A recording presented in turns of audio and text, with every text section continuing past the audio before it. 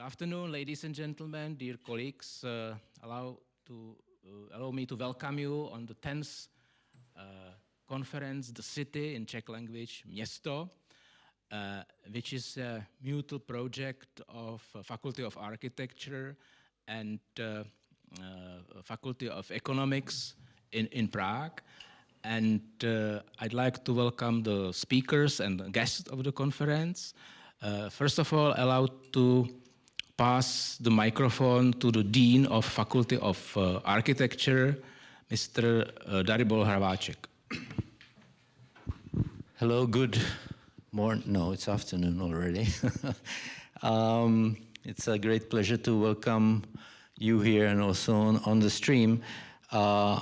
It's even greater pleasure that it's a 10th anniversary of this conference. So I'm very happy that we can once again meet here and discuss the topics. From the very beginning, this conference is organized as an interdisciplinary platform in cooperation with the Faculty of Economics, as was already said, of the Prague University of Economics and Business, which is a very essential partnership, to my opinion, because it allows us to bring together the worlds that normally don't meet very often, the world of architecture and spatial planning and the world of economics. Over the past 10 years, this conference has really grown into a, I would say, fully international forum. At the moment, if I'm not mistaken, we have participants from 16 faculties and 7 countries, which is a great thing because everyone brings new and different perspectives. For the first time, we have the Paris-based ESPI school, with whom we hope to develop other activities, also ETH Zurich. And also today, for the first time, we have doctoral students not only from the European Union, which I think is very important to bring different perspectives and also cultural perspectives. You have your day before you, so I would like to wish you a great and inspiring day. And I would like to thank very much the Department of Spatial Planning, which is organizing this conference very successfully. And I hope we'll meet here again soon. Thank you. Thank you very much. And I'd like to ask Docent Jakub Vorel, head of the Department of Spatial Planning, the department which supervises preparation of this conference. Thank you very much. First of all, I would like to thank our Dean, Dalibor Hlaváček, for financial support of this conference, because this is a special fund for that, and also for personal support. He's not opening every conference, but only some. So thank you very much for coming. And it's my great honor to open this conference, which is organized by our Department of Spatial Planning for some 10 years. We believe that events like this are very important because addressing today's pressing challenges like housing shortage, traffic congestion, environmental degradation, and social segregation requires spatial planning to align more closely with economic theory and to make effective use of economical tools.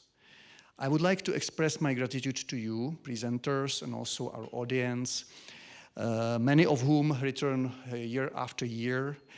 Your participation and engagement really make this event to be friendly and open forum for discussion. I would like also to take this opportunity to thank my colleagues organizing this conference for 10 years, which is quite a lot of time. I mean, not all student conferences are so sustained in their presentation, in their organizations. So thank you very much, Vít Řezáč and his team, for doing that, and I hope you will continue. In addition to this conference, also I would like to say the Department of Spatial Planning is organizing other events In 2 weeks, we start the urban economics course taught by Lukáš Makovský from Institute of Real Estate and Planning in University in Reading in UK. This is a 6-day course which combines the theory and practice, exploring urban economics and planning through data-driven analysis using open source software. And although this year's course is already booked, I would like to invite you to public lecture by Lukáš Makovský, which will be here in last Friday of November this year. So you are invited to attend and to listen to this very interesting teacher and speaker. Okay, that's it. That's all from me. I wish the conference another 10 years. And I hope we will have a productive and inspiring afternoon. Hello. Thank you very much. I would like to promise that if I will be capable, but I can definitely guarantee that we will continue next year. So, as it was said, we celebrate 10 years of the conference. I remember the very first one in 1916 when there was one meeting room at the faculty, 5 very good speakers and 1 person as a listener. So we developed since then. And then I'd like to express my thanks to Professor Karel Mayer. He unfortunately cannot be here today with us, but he will join us in the evening. And Docent Petr Todt from the Faculty of Economics, who actually opened the door at the universities to this very close cooperation among these 2 faculties. And I think this is the core message which we try to somehow convey, that the interdiscipline cooperation is extremely oriented, and I am now old enough to really, based on my personal experience, to say that many professions, particularly technical professions, are very narrow horizon, and there is a lot of work, particularly for us teachers, to somehow destroy this barrier and find a way how experts shall meet on multi-discipline basis. As it was said, which I can't move. Yes, and it was said we also put very big focus on networking. So it was at the very beginning very difficult to find students and universities who will deal both on the topic of spatial planning and economics. But finally we created kind of a community of personalities who are really able and willing to help us to appoint new PhD students to present their works in this multidiscipline conference. You can see the list of these universities which shared with us the message, and representatives of actually 4 universities, international universities, will be today available, I mean as a speaker. Today's program a little bit differs from what we were used to do in the previous year. We added as a final point an expert panel. It will be a short expert discussion about the relationship of practice and research, because we feel that there is a need to somehow really to get some feedbacks from practice, how the outcomes of researchers are in reality really materialized, how they are really used. And I invite you to stay with us until the very end of the conference, as there will be representative not only from universities, but particularly from private sectors, or public authorities who are also, very frequently also using outcomes of the research. At the very beginning, we start as usual with short presentation of PhD students, and then after the break, we invite 3 guest speakers present their papers. So this was for the introduction. So now we can come to the first. We can begin the first part. We are here at time. David just arrived. So are you ready, or do you need some minutes to But he's a professional, so he's able to jump in immediately. Because he promised to speak about an extremely important issue currently in the Czech Republic, but I think not only in the Czech Republic, and this is the accessible housing. We struggle with problem of prices, and government is looking for different solutions, but it is not easy. So I wonder what David disclosed.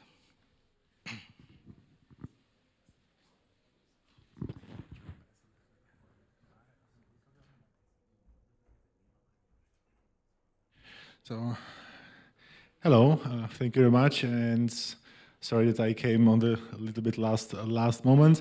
I'm here actually not only presenting you my PhD contribution for my studies at the university, but also I'm one of the management team of the MBA program in real estate investments at the University of Economics, which is accredited by RACS. And it's our pleasure and honor to be the sponsor of this conference as well. And basically, very briefly, this program is running at the university for 8 years. It's accredited by RACS, and we are having already 150 absolvents over those last 8 years who visited this program, and I think that most of them, they experience some career growth after this program as well. And now we are running the 8th year with 20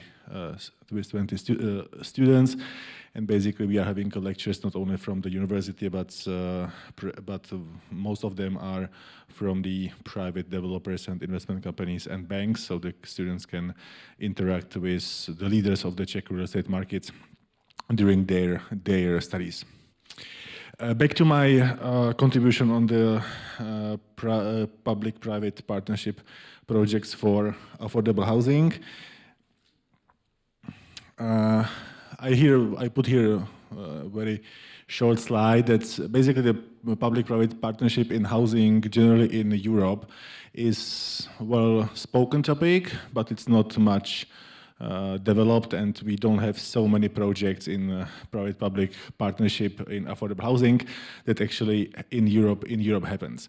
However, the history of public-private partnership in this is actually quite long, because already in the Industrial Revolution in the 18th, 19th century, when the factory owners were building the houses and the housing units for their workers, was actually kind of affordable housing. They wanted that the people can afford housing close to the factory that they can work for.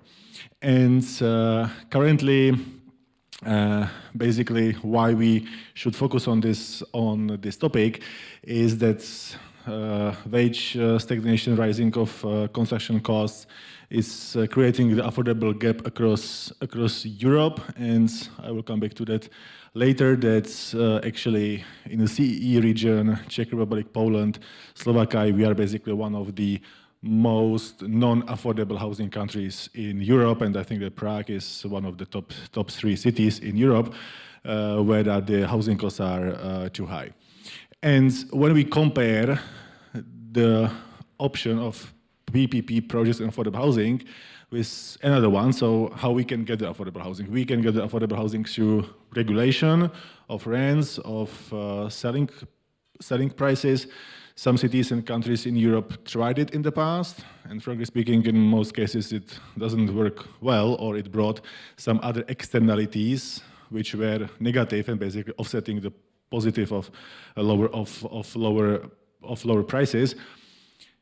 A lot of countries and cities are trying to find the solutions through subsidies, subventions, grants, etc. We are reading also quite often in academic research that the cities should grant or sell the plots for lower price for the developers to secure the affordable housing. But actually, I believe that none of those is a long-term sustainable solution. Because once you will get rid of the plots that you can sell cheap, and basically you are devaluating the property and the ownership that the public sector has, that we all need as well, you probably cannot subsidize the affordable housing forever. And the question is, should we subsidize the affordable housing forever? Combination of the basically best from private and public sector in the PPP projects can actually be the long-term solution that combines the experience and effectivity from the public sector, the lower required return on the investment from the public sector, and can actually bring something that potentially can be the sustainable solution. The main challenges that all the projects are facing, and also why it doesn't work so well, is political support and political stability, because most of the projects are taking for a longer period than one voting, let's say, period when the people are the same people in the municipality governance. And so you need the long-term trust, and also and in many cases, the legislation doesn't work as well, because in many cases, also is the case of the Czech Republic, you don't really have those kinds of cooperations set in any legislation. So basically, you are trying to get through public tendering process to your PPP solution. So as a municipality, you are going to tender everything in the PPP projects, which slow down. And of course, in many cases, the other problem is that some of the schemes are not reflecting that the developer who is going to build it for the municipality is having a different capital structure than the long-term owner. So for the developer, it doesn't make sense to build it for the municipality and then to hold it for 20 years. So basically, you need two partners from the private sector. One will develop it, and the other one will hold it for the long time. Here I listed the schemes that were used in Europe, and I think that the first four are basically other options for the same, and it's just reflecting the division of responsibilities between public and private sector, where in some cases the private partner builds, finance, and operates the business, handing the apartments over later in 20 years, 30 years to the public sector. In the other cases, the differences are, because we are a bit running out of the time, that if public sector is collecting the rents and guaranteeing the rent income to the private partner, or if the private partner is collecting the rent and the public sector is just paying the difference between the guaranteed rent and the rents collected. I think that the most interested ones are actually the last three. The first one is JV or asset swap, which is basically the easiest one. Was tried in Prague, was tried in Poland, in some other countries as well, where basically the municipality is having the plot, and through the partnership with the private sector, At the end of the project, the municipality doesn't have a plot anymore, but the municipality has the apartment, the part of the apartments in the project in the value of the land. So basically, then is just a swap of unused lands for the apartments that can be used for the affordable housing compared to the land are generating stable income to the municipality. And if it's structured well, then also the value of the land which is swapped can be in this profile higher than on the commercial market. Because of the land swap, you are saving the cost of the land financing, you are saving some other cost items. So then basically, as a municipality, you can actually be swapping the most expensive land in the city, calculating the price, and the municipality will get the apartments. Value of the apartments also will probably increase over the time. Of course, the municipality needs to cover the maintenance costs and needs to have a structure to rent the apartments and to take care for the apartments. The other one is basically not a direct affordable housing project, but is a PPP in the infrastructure, which is much more wider and much more better known to create the infrastructure to make the locations affordable.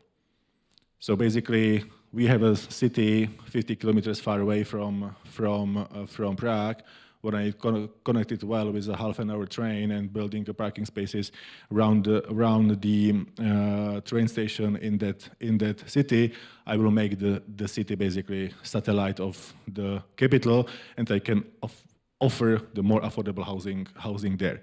The last ones try it in Poland or US, where basically the public sector is trying to cooperate, not with the institutional partners from the private sector, but with the retail people, with the retail homeowners. The one tried in Poland is that the city will long-term rent the apartments from you for the lower rent than is the market rent. For the switch of that, you don't need to care. You have a lease for 15 years, which is covering your mortgage. It's lower than the market rent, but on the other hand, you are not facing the issues that your tenant left after 3 years. You need to paint the apartment again. You need to maintain the apartment. It's done by the city. And the other one also tried in Poland is that the city will rent the apartments for free, for very long term to the individual, and they will refurbish the apartment themselves. This graph shows the share of the apartments owned by the public sector in different countries. The blue ones are the current stage. So you see Netherlands, Austria, and Denmark above 20%.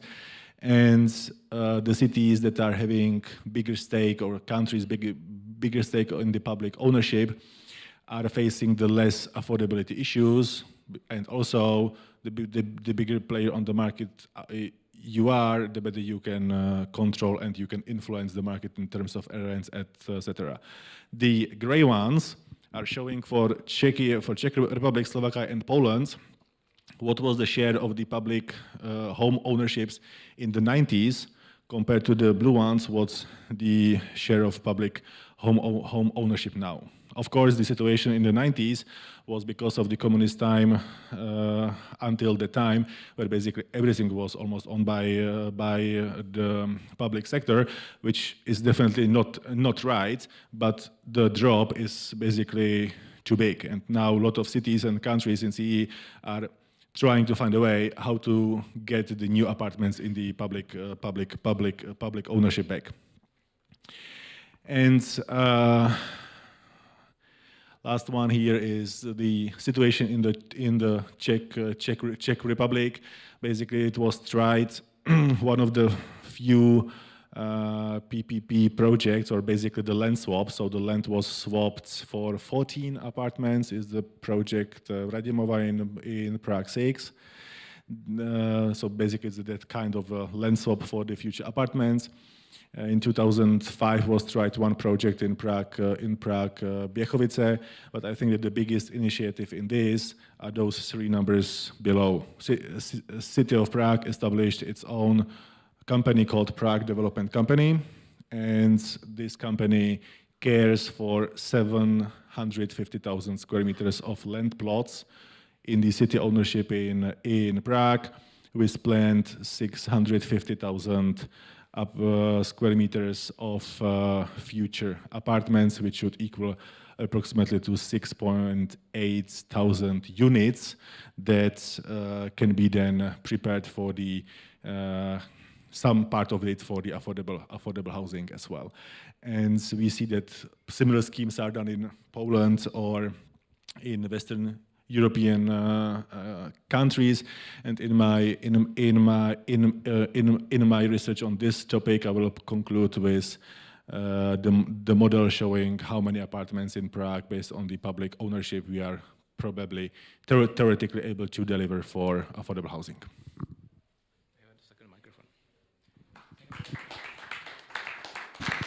Thank you very much. So we still do have time for short questions.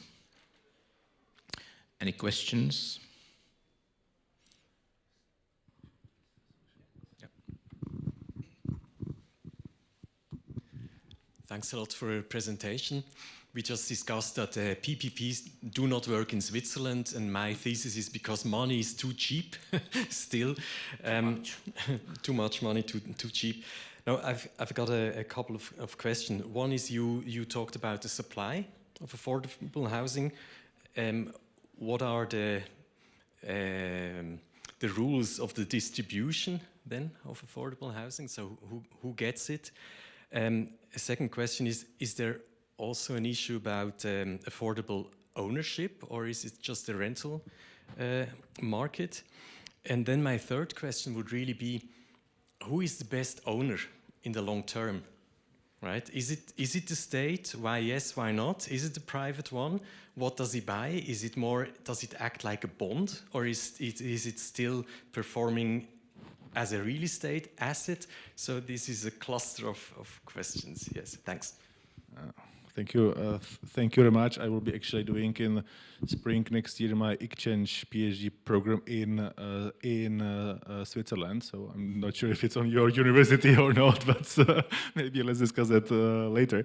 But I will start with the second question: affordable rental versus affordable ownership.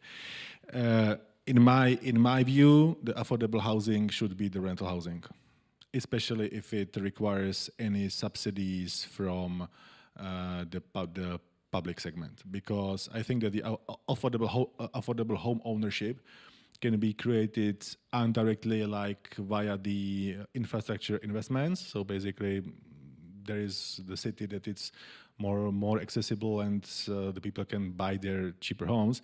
But I don't think it's something that should be driven by the public segment, because I think that the affordable home ownership, it's basically can be in some cases kind of the gift, because that the couple is in the category of affordable housing now, and they will get a chance to buy a cheap apartment. That doesn't mean that the same couple will be in that category in 15 years.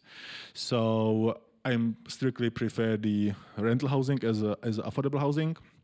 And then your last question, I think that from the long-term perspective, the best owner is a private owner, to be honest, in many cases, because I think we see in some cases that the public segment is just not as efficient as private is. Also, the, let's say, duty of care for the asset can be also different, because you are just the employee of the organization that should care of the asset, but if they don't, it's not their money, right? In the private segment, it's money of your fund or of your company, so they are trying to do as much as they can.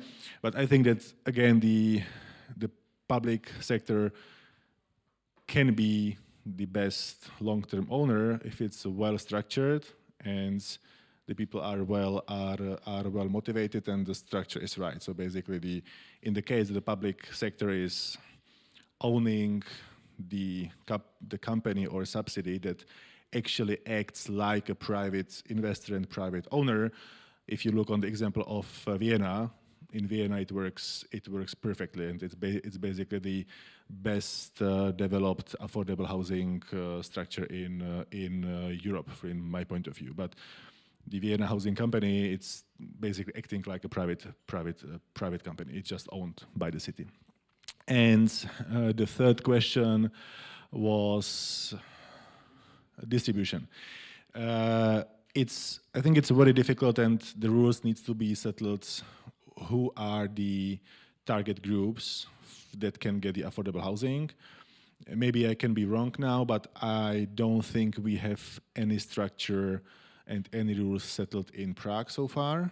I may be wrong, but I think we don't have. And it's very difficult to settle this right, and also to monitor over the time, and also to find a way that I cannot tell to my target tenants, guys, last year you were target group, this year your salary increased and you are not. And also it's bringing potential negative synergies that then can happen, that actually you will get in your job the offer to increase your salary, and you will say, guys, no, thank you. I will work for the less like last year, because when I stay in that target group for affordable housing, it's actually more beneficial than to get the salary increase. So there are all those issues that it's very difficult to play with. And definitely the public sector needs to be the one who is targeting the groups and who is saying which target groups and people should have the request for the affordable housing and who not. So affordable housing is extremely complicated topics. There are specialized conferences about it. Thank you very much, because you got 3 questions actually. And I'd like to invite to the floor David Bose from Charles University. He's a lawyer, so we are very proud to have not only technicians and economists, but also lawyers. And he will present his view on urban density, which is a crucial topic if we speak about spread of our settlements into the landscape.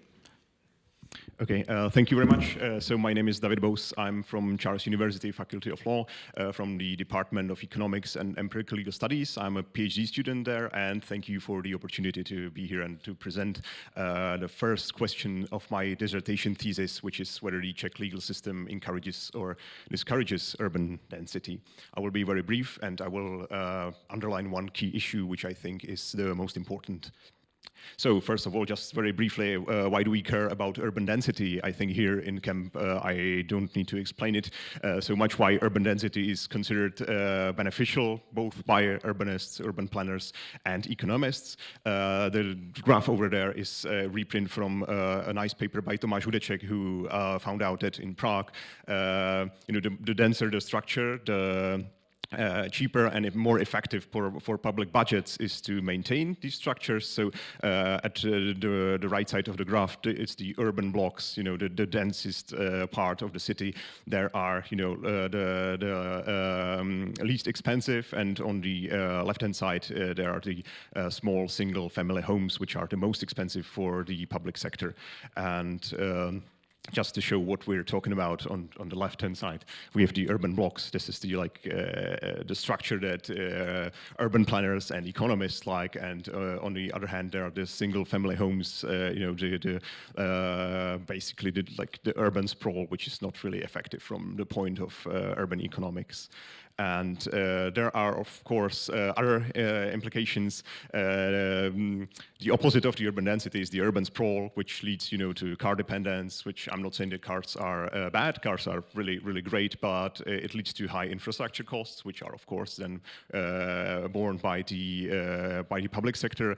And there are, of course, high environmental impacts of the urban sprawl. Like this paper by Newman and Kenworthy showed that less dense the city is, the more energy consumptions per capita or per passenger transporting there is. So it's also about ecological issues. It's also about energy consumption and resources consumption, etc. Of course, density is not purely positive, but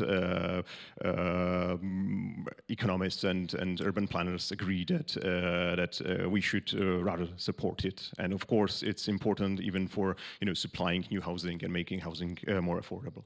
So why am I talking about this as a lawyer?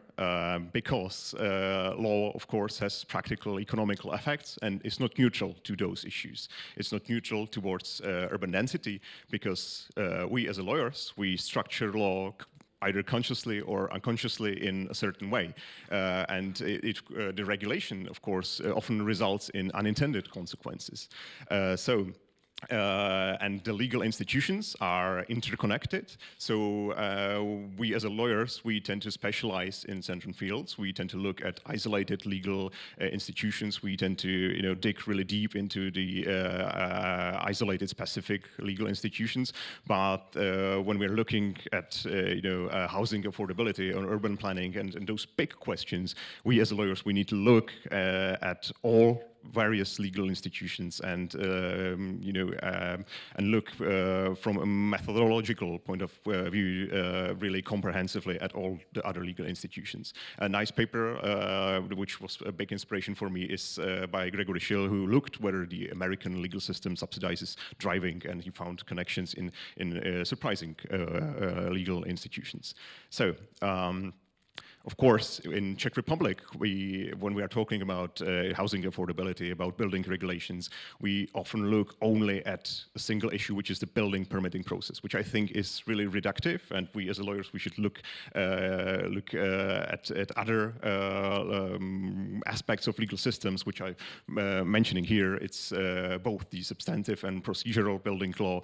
We should look at environmental law. We should look at the tax system, and we should look even at the private law, which can have some other interesting implications.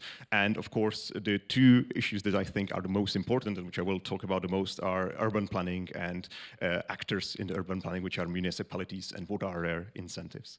So just a quick overview, the substantive building regulations, they include parking minimums, regulations on the layout of buildings and apartments, various regulations in a hygienic way, like the daylight and sunlight requirements, of course heritage protections, which are mostly structured to disencourage urban density. The procedural building law, of course, favors smaller projects, which means that permitting a single-family houses is easier. The environmental law, of course, tries to limit urban sprawl, but does not really favor urban density either. And when we're looking at Czech tax system, the property tax is probably negligible in the Czech Republic, and there is a funny quirk in the value-added tax that incentivizes larger single-family homes, but that's for another discussion. And of course, the private law plays a role in this, since renting in the Czech Republic is not really attractive, paradoxically, both for renters and the homeowners. So people tend to buy their own homes and are incentivized to buy their own homes, which the cities being expensive, it pushes them to the suburbs, leading to suburbanization. And of course, depends on forms of ownership, whether it's attractive to be part of a collective apartment or rather to be a single family homeowner. But what I think is most important is, of course, urban planning. So the municipalities in the Czech Republic, in the Czech urban planning system, they have relative freedom on how to plan their cities or their municipalities. They, of course, introduce their local zoning plans that have various regulations. They can either regulate the functional use, they can regulate build-up area, green space, they can restrict height, they can set minimum plot sizes, minimum building spacing, etc. And the municipalities have relative freedom in forming those zoning plans and can be forced to adopt certain zoning. It's hard for them to adopt some kind of zoning, of course, but it's impossible to force them, to adopt, certain zoning to permit housing, etc. So they have pretty big freedom in creating the zoning plans. Yeah, sorry, it stopped working, the presentation. So Okay, can I get the next slide, please? Or? Yeah, sorry. Okay, thank you. So when we are talking about the role of municipalities, they of course have significant formal and informal influence on the on constructions. Of course, that I talk about the spatial planning, which is their part of their autonomous self-governance. So you can force them to plan a certain way, and they have many other tools to make life difficult for investors, whether they are formal or informal, whether they are legal or less legal. So how do municipalities use their tools? What are their motivation in terms of permitting new constructions? And I argue that at the end of the day, the municipalities act on what the local politicians decide. And the incentives of the local politicians are very simple under our system. Of course, new constructions, always everywhere in the world, causes negative externalities for existing residents, who are voters of the local politicians. And the old-time residents obviously do not directly benefit from the new constructions in the Czech Republic. And so municipalities, the politicians, are rationally motivated, to follow the voters and to reject new constructions, because the voters do not want, of course, negative externalities. That's a rational way of thinking. And so when we look at the biggest incentives, which I think are the municipal budgets, that we should ask whether the new construction is beneficial for municipal budgets, because that means that they can compensate, those negative externalities to the old-time residents. So in the Czech Republic, the vast majority of the municipal revenues come from taxes that are centrally collected by the state and then distributed to all the municipalities through a budgetary tax allocation system. Which is really centralized. And the tax revenue is allocated mainly by the number of residents the municipality has. So therefore, municipalities should probably be motivated to increase the number of residents and to allow building, right? Well, I argue that there are three key problems with this approach. First of all, there is not really a connection between where new development happens and where the taxes are allocated. So as if you're buying a new home from a developer, you are paying pretty high value-added tax, in terms of hundreds or millions of Czech crowns, but this tax is distributed to all the other municipalities, to the state, and not to the municipality where this happens. And if we are talking about the number of residents that you get as a municipality money from, there are only the legally permanent residents are counted in this way. And there is a notable discrepancy between official permanent residence number and actual residents in the Czech Republic, because there is little incentive to change your permanent residency in the Czech Republic. It's a complicated process. So many people don't do that, and this means that the municipalities do not get their tax income. And of course, new development requires significant upfront investments, in terms of infrastructure, in terms of schools, and so on. But the tax revenue the municipalities get is really slow. So you need to when you're building a new part of the city, you need to build a primary school. But of course, you can't use the money that is going to trickle in slowly by the revenue in only the next years. And you can finance that through debt in the Czech Republic, because municipalities have a really low debt ceiling. And sorry. Okay. So can I get the next slide, please? Yeah, thank you. And when we're talking about urban density, we're not talking only about residency, but a dense city needs also to have this commercial development. There needs to be workplaces, there needs to be offices, factories, shops, and so on. And if we look at the incentives for the municipalities to allow for these kinds of constructions, the incentives are even worse. The businesses that they pay taxes in the municipality, the municipalities receive only a really small fraction. It's only 2 to 3% of the taxes that are paid by the businesses go actually to the municipality that they are based in, and where they require the infrastructure. So there are basically no budgetary incentives to support new businesses by the municipalities. They rather tell them to go away because they bring negative externalities. So new construction is not profitable for municipalities under the current budgetary system. So to conclude, so can I get the next slide, please? So to conclude, how does the Czech law approach the building density? The municipalities are simply not able to compensate negative externalities that come with new construction, and politicians do not have incentives to support new development. And we, of course, in the Czech Republic, we tend to now frown upon those politicians and voters that they are like, it's not in my backyard movement and so on, that this is backwards and so on. But are they really to blame? Because I argue it is a rational response to the system we have created, to the system of incentives we have created.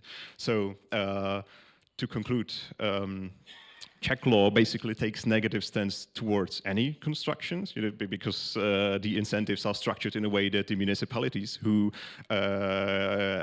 decide on the constructions have no incentives or have really, really small incentives to allow for new constructions. And when we are talking about density, it's easier to permit less dense development, of course. So thank you very much, and I'm looking forward to your comments and questions.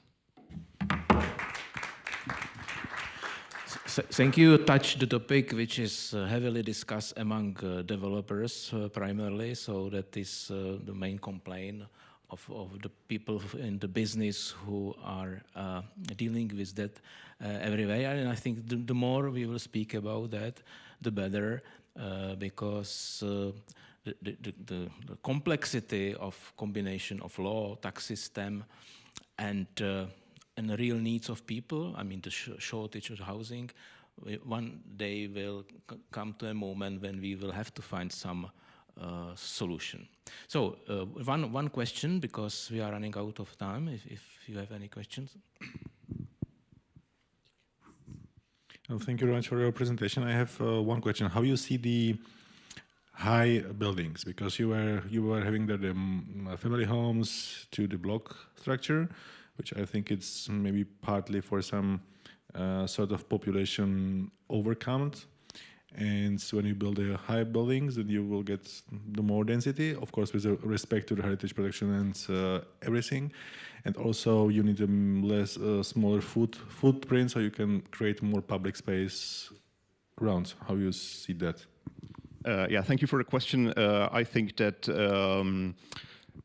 it depends on really the density of the buildings. Like in theory, the higher the buildings, the better for the density. On the other hand, there is a trade-off between, like, if you create a really high building, then you're trading off for the public space around, and the more you make, the bigger you make this public space around, the less at the end of the day the overall part of the city is. So in Prague, if we look at Pankras district, which is the highest buildings of all the Prague, it's actually less dense than those block structures of Vinohrady and so on, because the city required, or the developers decided to make those buildings really far apart and making really huge public spaces between them. So if we reduce those public spaces, of course the density goes up, and the higher buildings are beneficial, but it's not automatic. Yes, it depends on really the urban structure.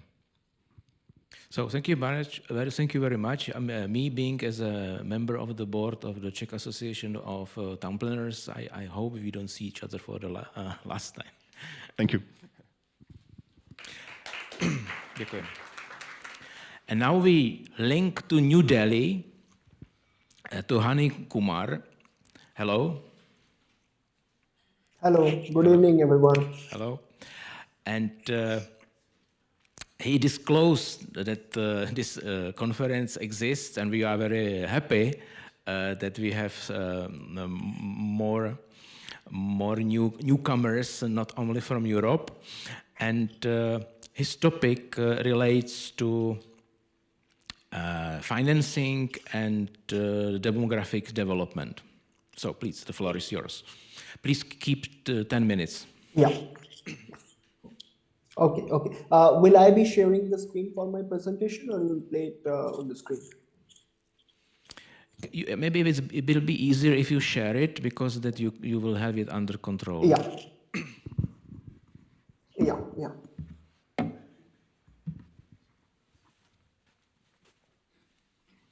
Yeah. Do you see my screen now? Yes. Okay, perfect. Yeah, so good evening, everyone from New Delhi, India.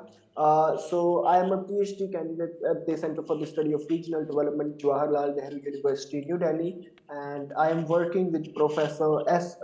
Shikesh on the topic of climate change vulnerability assessment for Mumbai, which is the largest coastal megacity of India with a staggering population of approximately 13 million for the year 2023.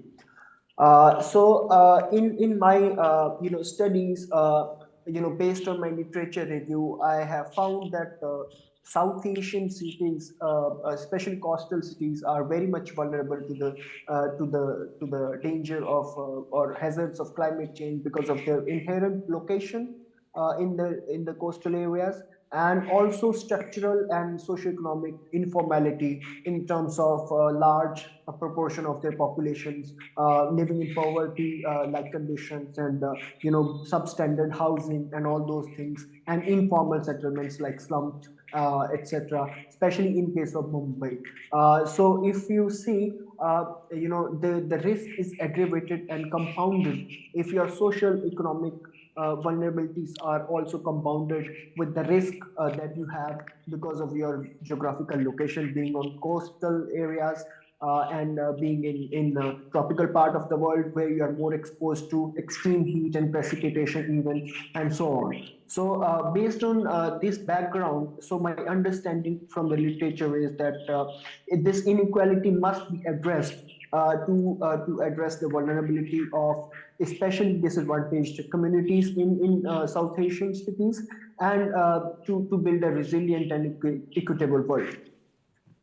So in this background, my analytical framework is that though the climate vulnerability, major part of it results from the natural exposure of a location, but socio-economic factors and structural factors do play a significant role in urban settings to address those vulnerability issues. And if we talk about governance, urban governance, even among that, financial governance is the most important part, because money at the end of the day provides for most of the things that the government can do or the administration can do to address vulnerable people in a targeted manner.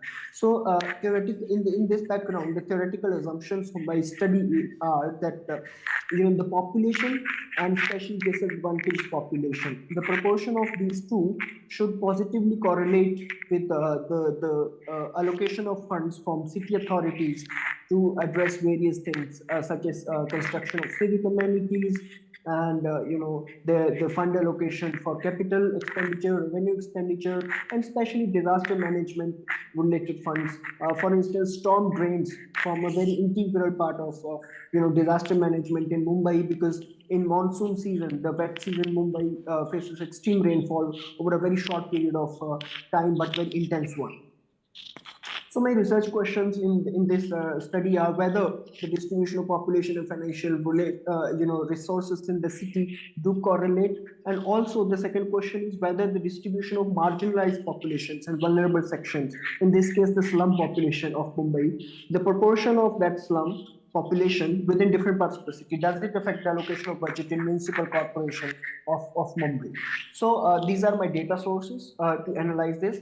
And so I am going into quantitative analysis, because rather than just saying things based on the given knowledge or qualitative analysis, I want to support it using quantitative data, whether these assumptions and the patterns hold true or not in case of Mumbai.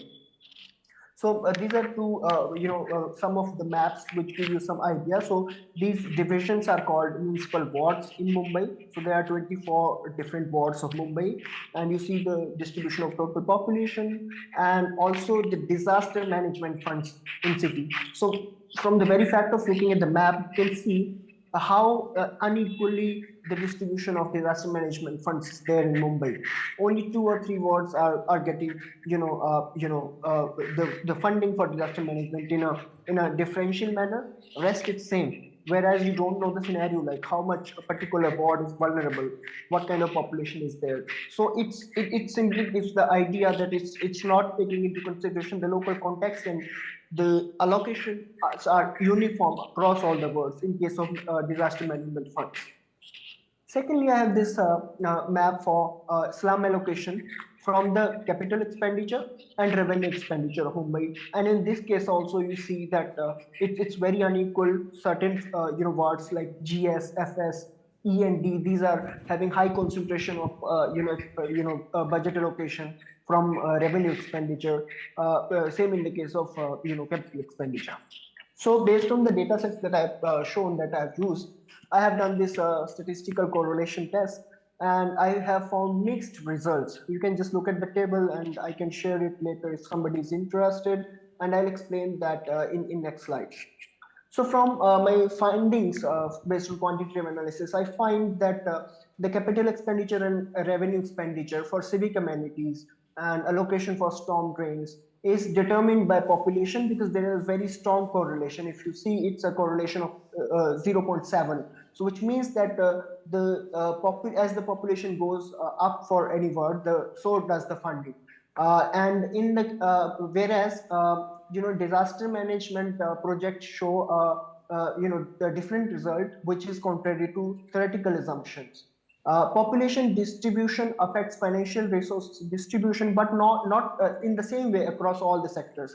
For instance, it could be infrastructure creation, it could be storm drainage construction, it could be disaster management funds. So the population correlates positively as per theoretical assumptions, but not in the same way across all these different sectors which I've counted. And then we find a positive correlation between the slum population distribution and expenditure for slums.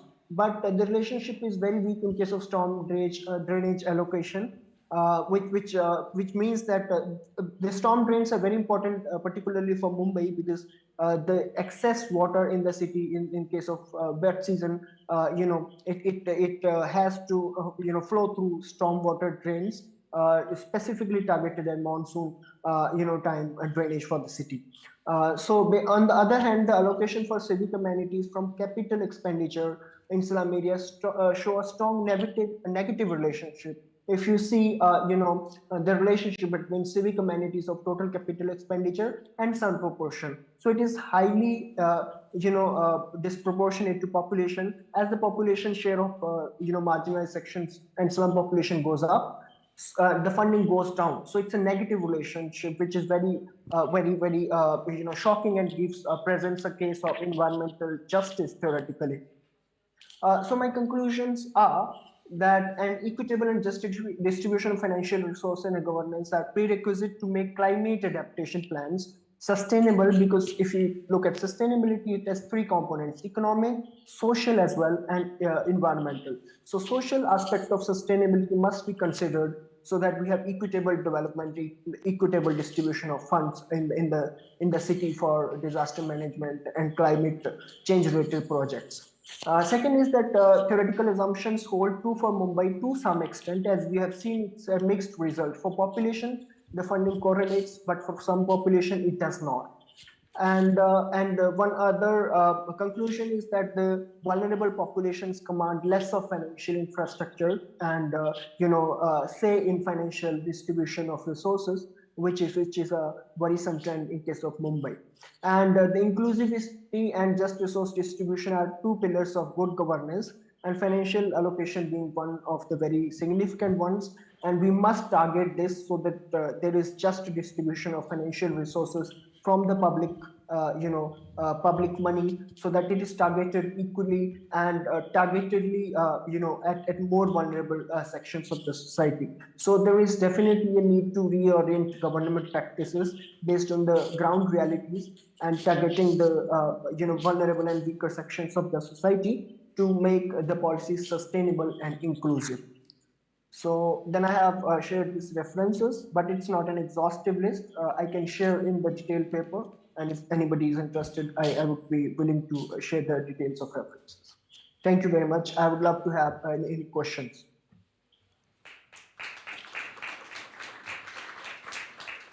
Thank you very much. So I open the floor for one or two short questions. I would have a one. Yeah. So you came Thank to some conclusions. Are the authorities aware of these disproportions, or what might be the practical outcome of your work? Yeah, so I'm in the process of finalization of my thesis. So this is one part of my work. So I'm also exploring other dimensions of vulnerability apart from the slum slum population proportion, like their vulnerability to climate change based on coastal location and other things. And once I compile this, I am definitely planning to communicate my work with the city authorities, and hopefully they take into consideration, and my work is utilized for practical purposes to some extent. I hope that. And the city is organized as a whole, as one compact administration units, or are there numbers of city districts which somehow are not, coordinated or more or less coordinated? How does it work in terms of structure? Yeah, so the city of Mumbai is comprising of two districts, Mumbai city and Mumbai suburban, but the whole city is administered through a centralized structure, which is known as Greater Mumbai Municipal Corporation. So there are subdivisions in the city, 24 subdivisions, which I also showed on these maps. These are 24 subdivisions, but they are governed in the same way through a centralized organization called Greater Mumbai Municipal Corporation. Some questions? No questions. Thank you very much. Thank you very much, Hani. Thank you. And stay with us. Stay with us. Thank you. Yeah. Would you please switch the slide for the next presentation? I would like to welcome colleagues from Bucharest, Gabriela Zulinaru and Laura Simona Cotan. They will speak about how the defense system and the economy are linked. So the floor is yours, ladies. Hello everyone, we will share the presentation right now. 1 second, please.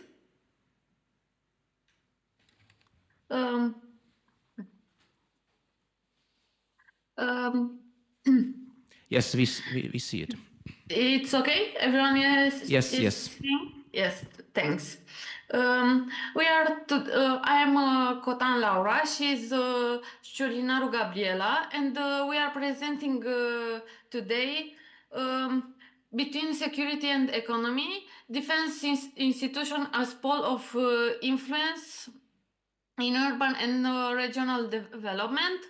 And we are under the tutelage of Meiță Vasile, professor at University of Architecture and Urban Planning in Ion Mincu, Bucharest. Here is a short table of content of our presentation. Here is the theme, as I mentioned before. This is a brief introduction. I'm sorry, the slides do not move. We just see the front page, but not the other. Maybe you should... 1 second. It's not moving.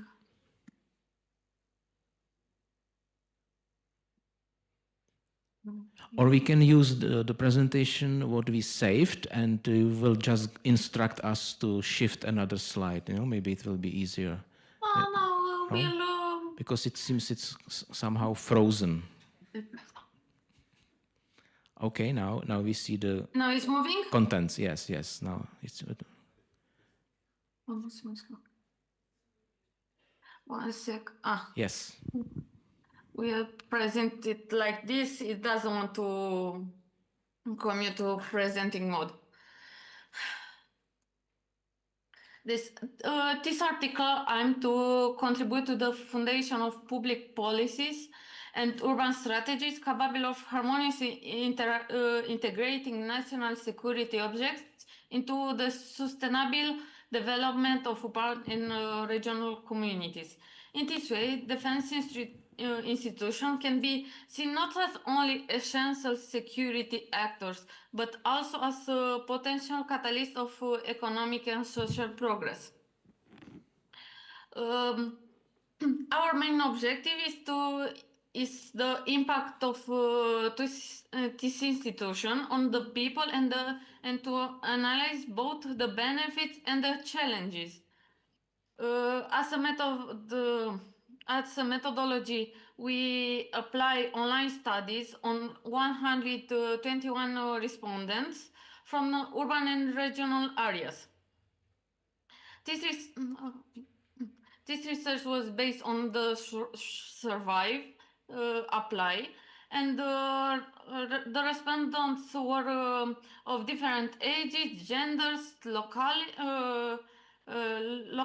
and area of residence, and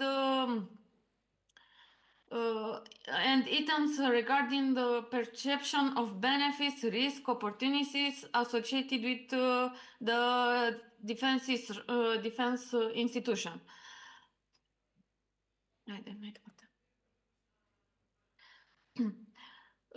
When asked about the contribution of national defense system institutes to the prestige of the area, the respondents are presented in these graphics. About 39.7% of respondents do not believe that the institution improved the prestige of the area, suggesting that the impact on the community image is not perceived as visible or relative to the significant portion of the population. On the other hand, about 30.1% of the respondents believe that the presence of this institution contribute to a positive image of the community, indicating a favorable perception regarding local reputation. From this study, it is important to note that 5.8% of respondents perceive the presence on national defense institution as a factor that attract investment and national attention. It is notable that Romania has experienced a significant decrease in defense spending over the past 5 years, reaching 1.6% of GDP in 2023 due to budget constriction. In 2024, the allocation is 2.3% of GDP, making a moment for reopening the operation to leverage the indirect economic impact generated by institutions in defense and national security sectors. The main opportunity identified by responders generated by the presence of institutions within the national defense system is the increase of public and private investments in the area, approximately 30.7%. This perception showed that people link the presence of this institution to a greater ability to attract capital, whatever through government project or investments driven by area stability and strategic roles. When asked about the support provided by this institution for integrating the community into local development project, about 25.6% responders believe that integrating would be achieved through the provision of grants and financial support for local investments. This implied the importance of material and financial resources to local economy. In this section is debated the limits imposed by the defense institutions in tourism and other businesses. On one hand, 31.4% who perceive a significant resistance impact with limits of special regime areas. On the other hand, neutral attitude and this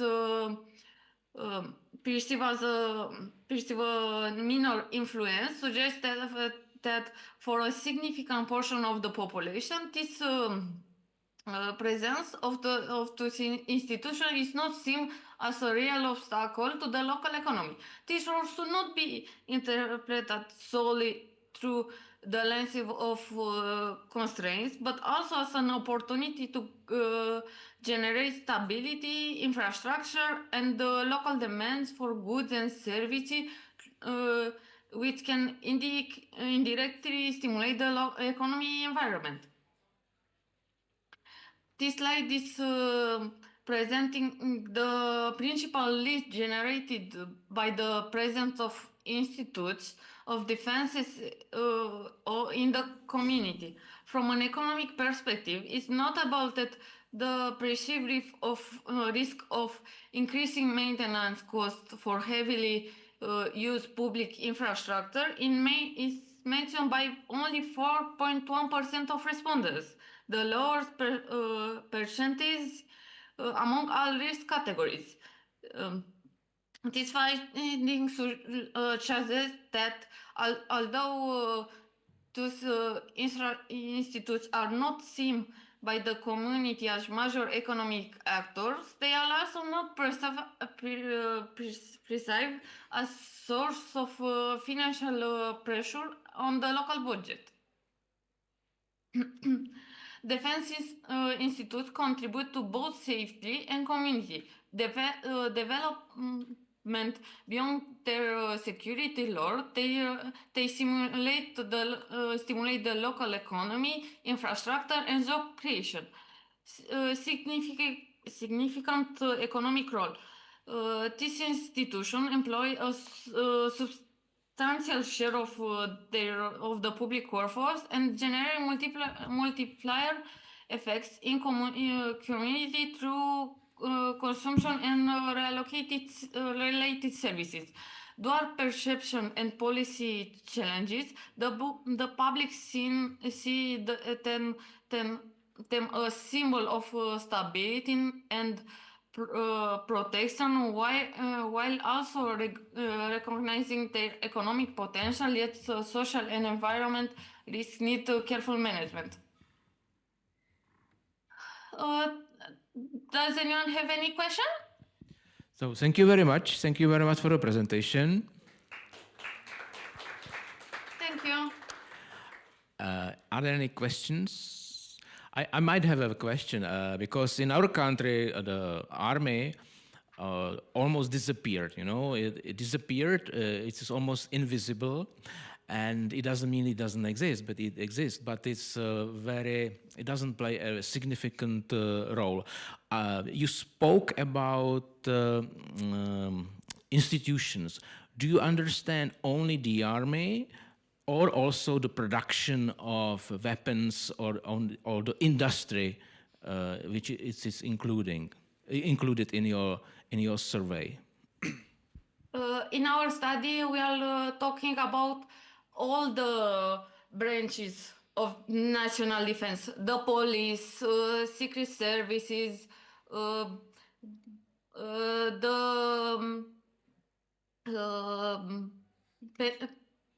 penitentiaries, agents, not only the army. I see. Thank you. No questions. One question. One quick question. First of all, thank you for your presentation. While I was listening to you, I was thinking that it turns out in my town there is a military settlements. And I was wondering, do you plan to test empirically the influence of such settlements on the local economy? Like, do you plan to see, for instance, how it might influence the price of housing or such things? Thank you.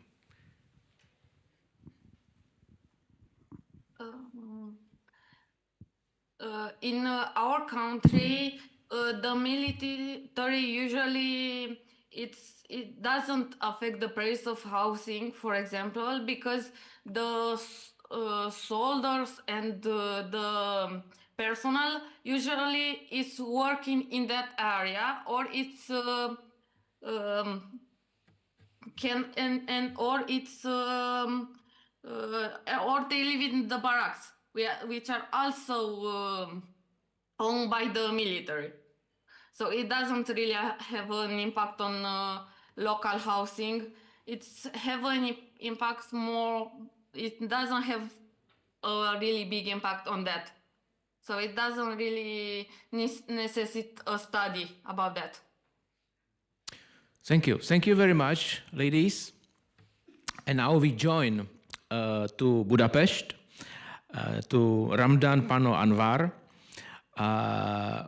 He is not Hungarian, as you will see. And he will speak about Makassar city and his research there. Hello. So the floor is yours. Thank you. Bear with me a moment while I'm sharing my screen.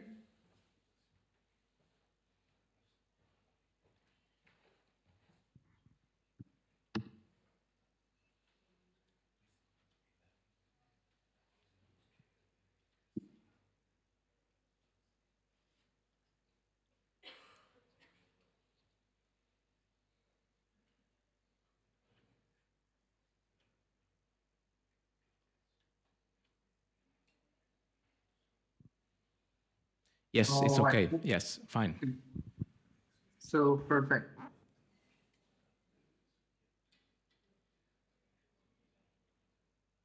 All right. Good morning, everybody.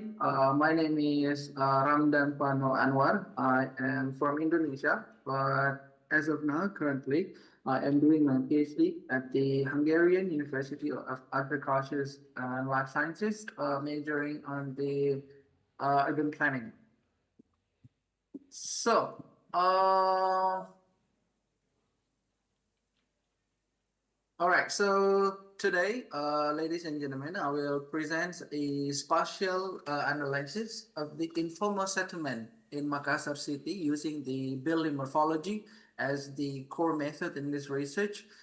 This study is actually focuses on how buildings shape, size, and arrangement can reveal the true informal settlement patterns in Indonesia, the patterns that are often missing or incorrectly mapped by the government, by the local government of Indonesia. So, all right, so this is the locations of Indonesia. It's located on the Southeast Asia part. And then, as you can see here, that the Indonesian is an archipelago islands. And then you can see here, Makassar city are located in here in the South Sulawesi province, in the middle part of the Indonesia. Our study location is located in the capital province of the South Sulawesi, Makassar city. So Makassar city is consideredly as the largest cities in the eastern part of the Indonesia. Most of the GDP and then the economy sectors were contributed from the activities within the city.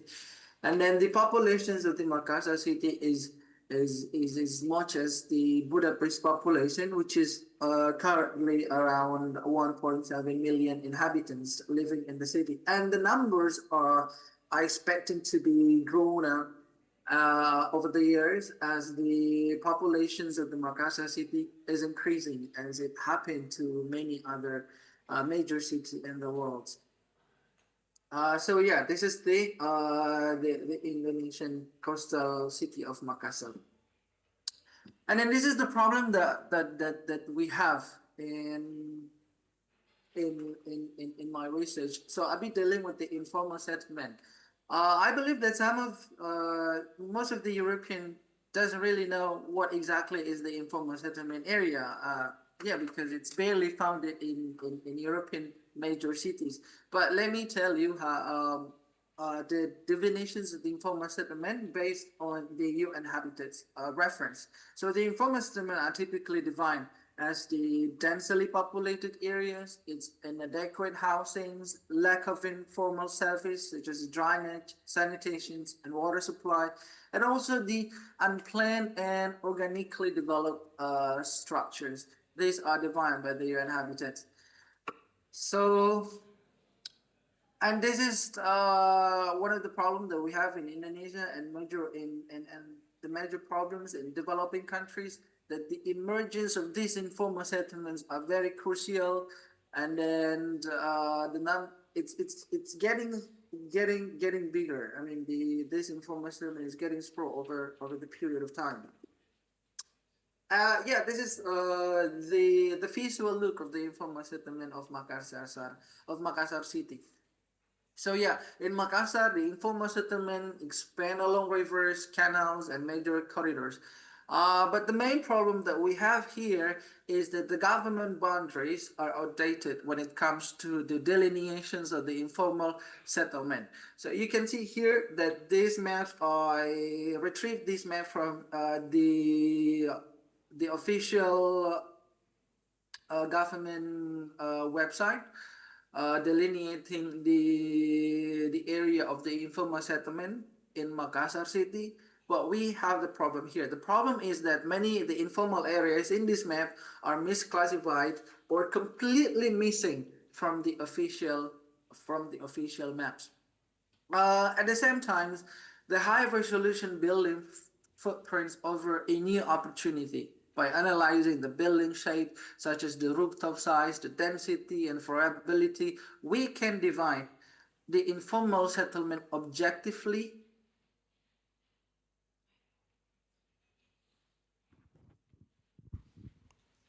Hello, we lost connection, so do you hear us?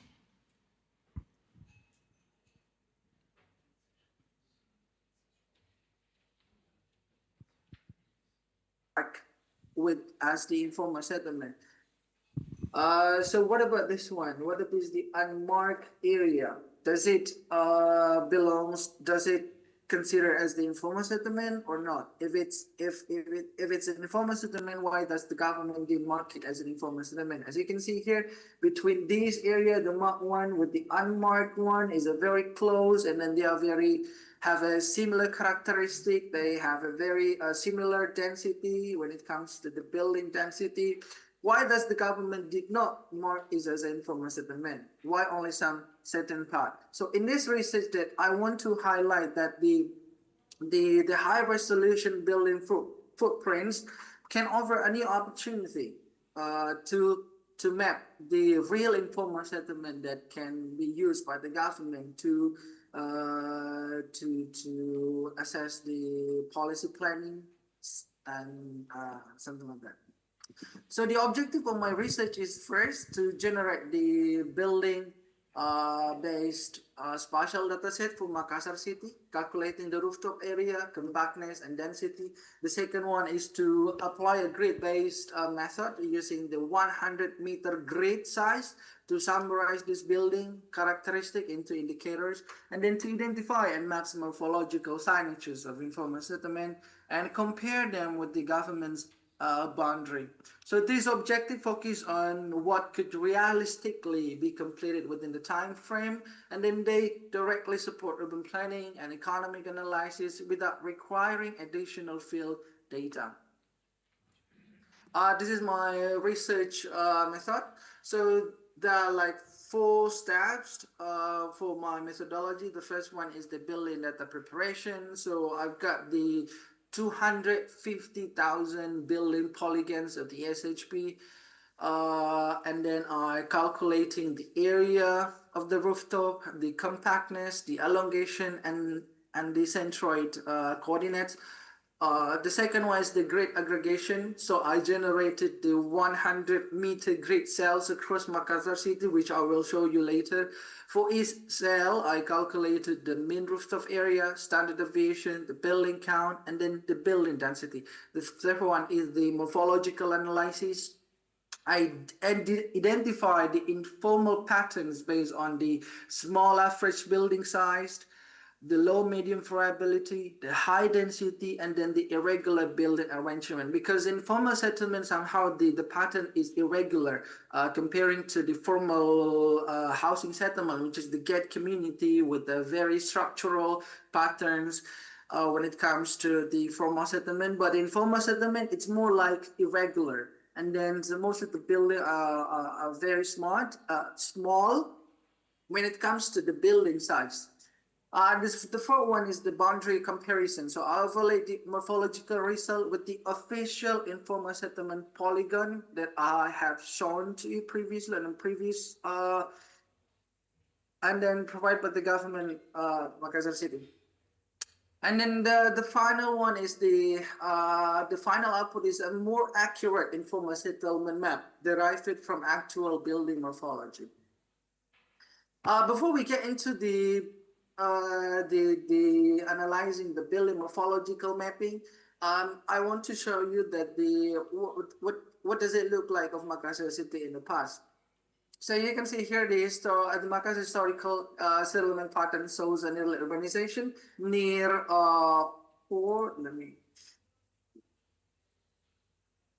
so here these are the central area of Makassar City in the past. And then you can see here, when I overlay with the current mapping, it is located in the northern part of the city. And then, so as you can see here, that the central area are located in here. And then when it comes to building density, to the population density, also we can see that most of the buildings are centrally located in this part. And then when I overlay the locations of this current mapping of Makassar City with the informal settlement area that were set by the local government, as you can see here, that most of this area, the old area of Makassar City are, as you can see here, that a lot of informal settlement in this central area, in the old area, and then pretty much there were like scattered locations of informal settlement in the city.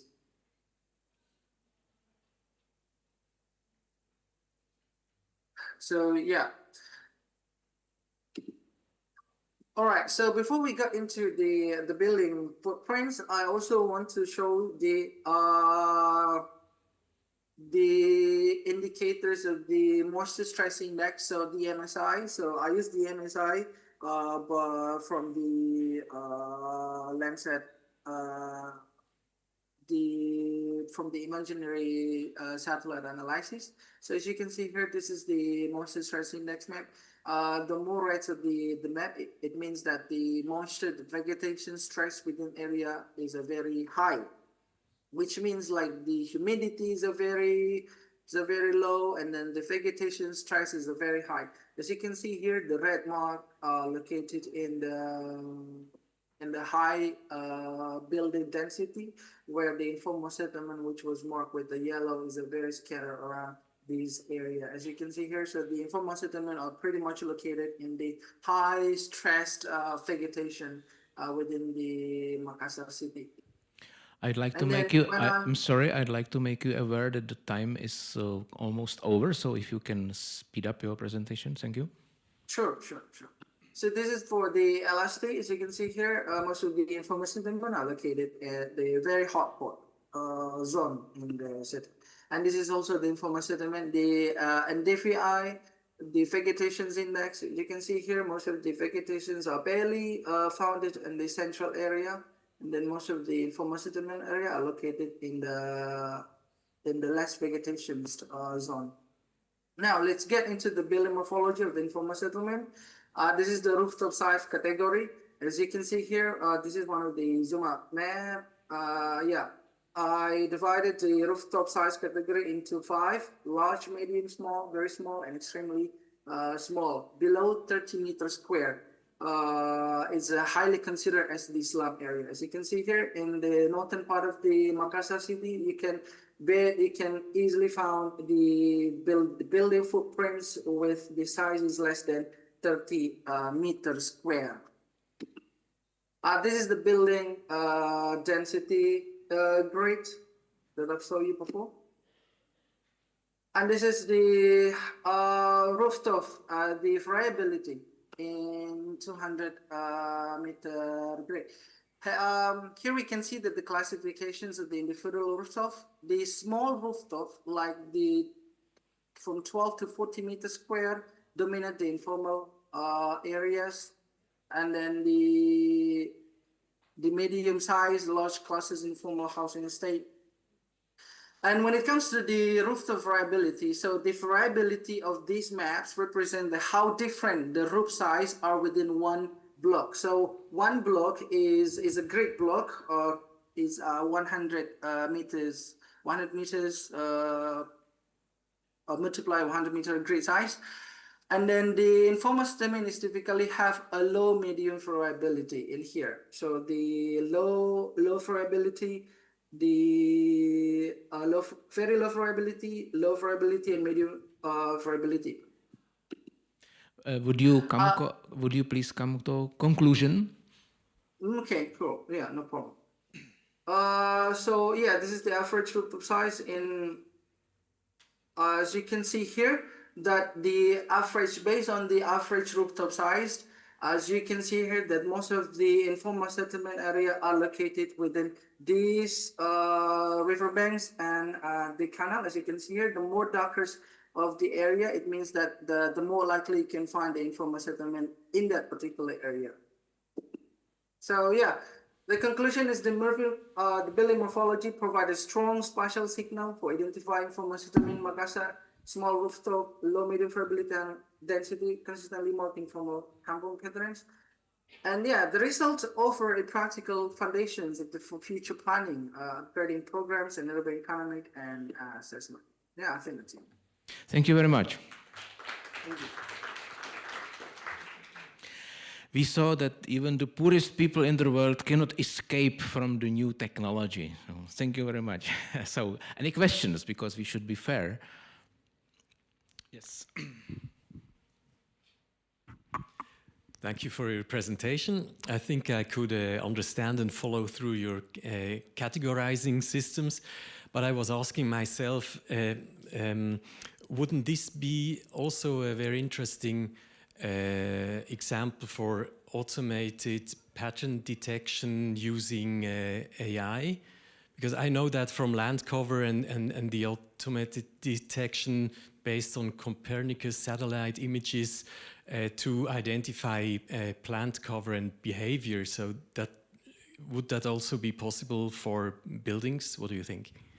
Yes, actually, that's a very good question.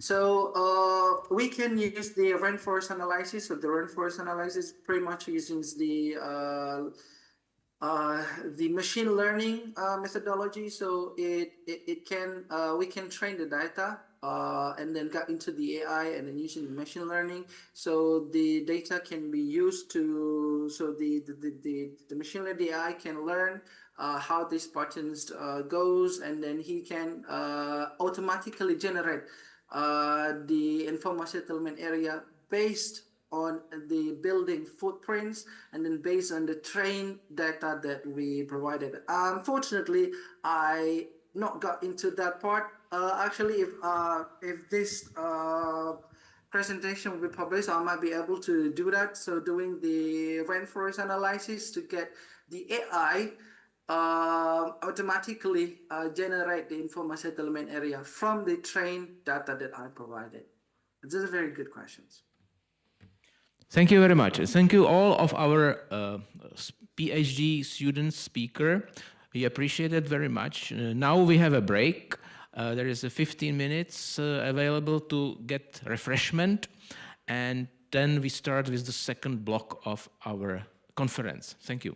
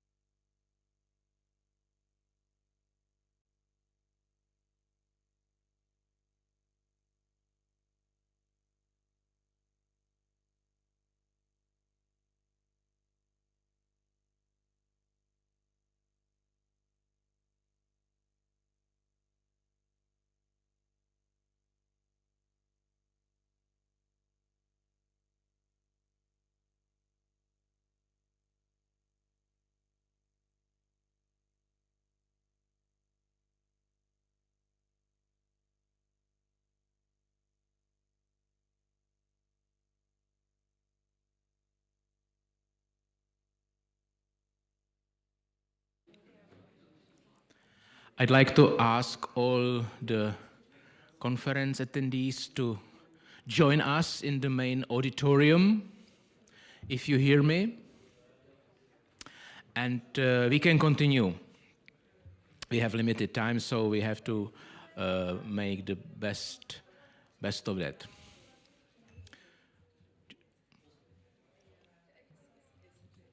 So would you please take seats, and then we can continue.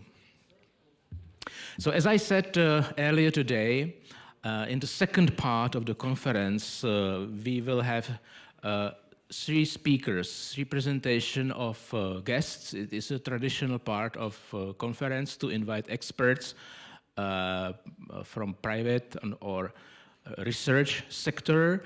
And this year I have an honor to invite as a first speaker Joris van Wezenmijl from Switzerland. And he will speak about the complicated process which is always linked with finding an agreement to develop the cities, to develop the country. So, Joris, please.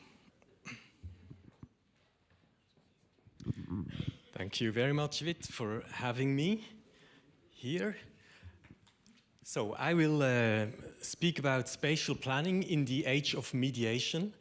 I am a mediator myself. I started mediating a couple of years ago. I mean professional mediation, but I'm not here to talk about the age of mediation because I'm a mediator, but it's quite the other way around. I became a mediator because I realized that we are entering the age of mediation. So let me tell you what I mean with all of that.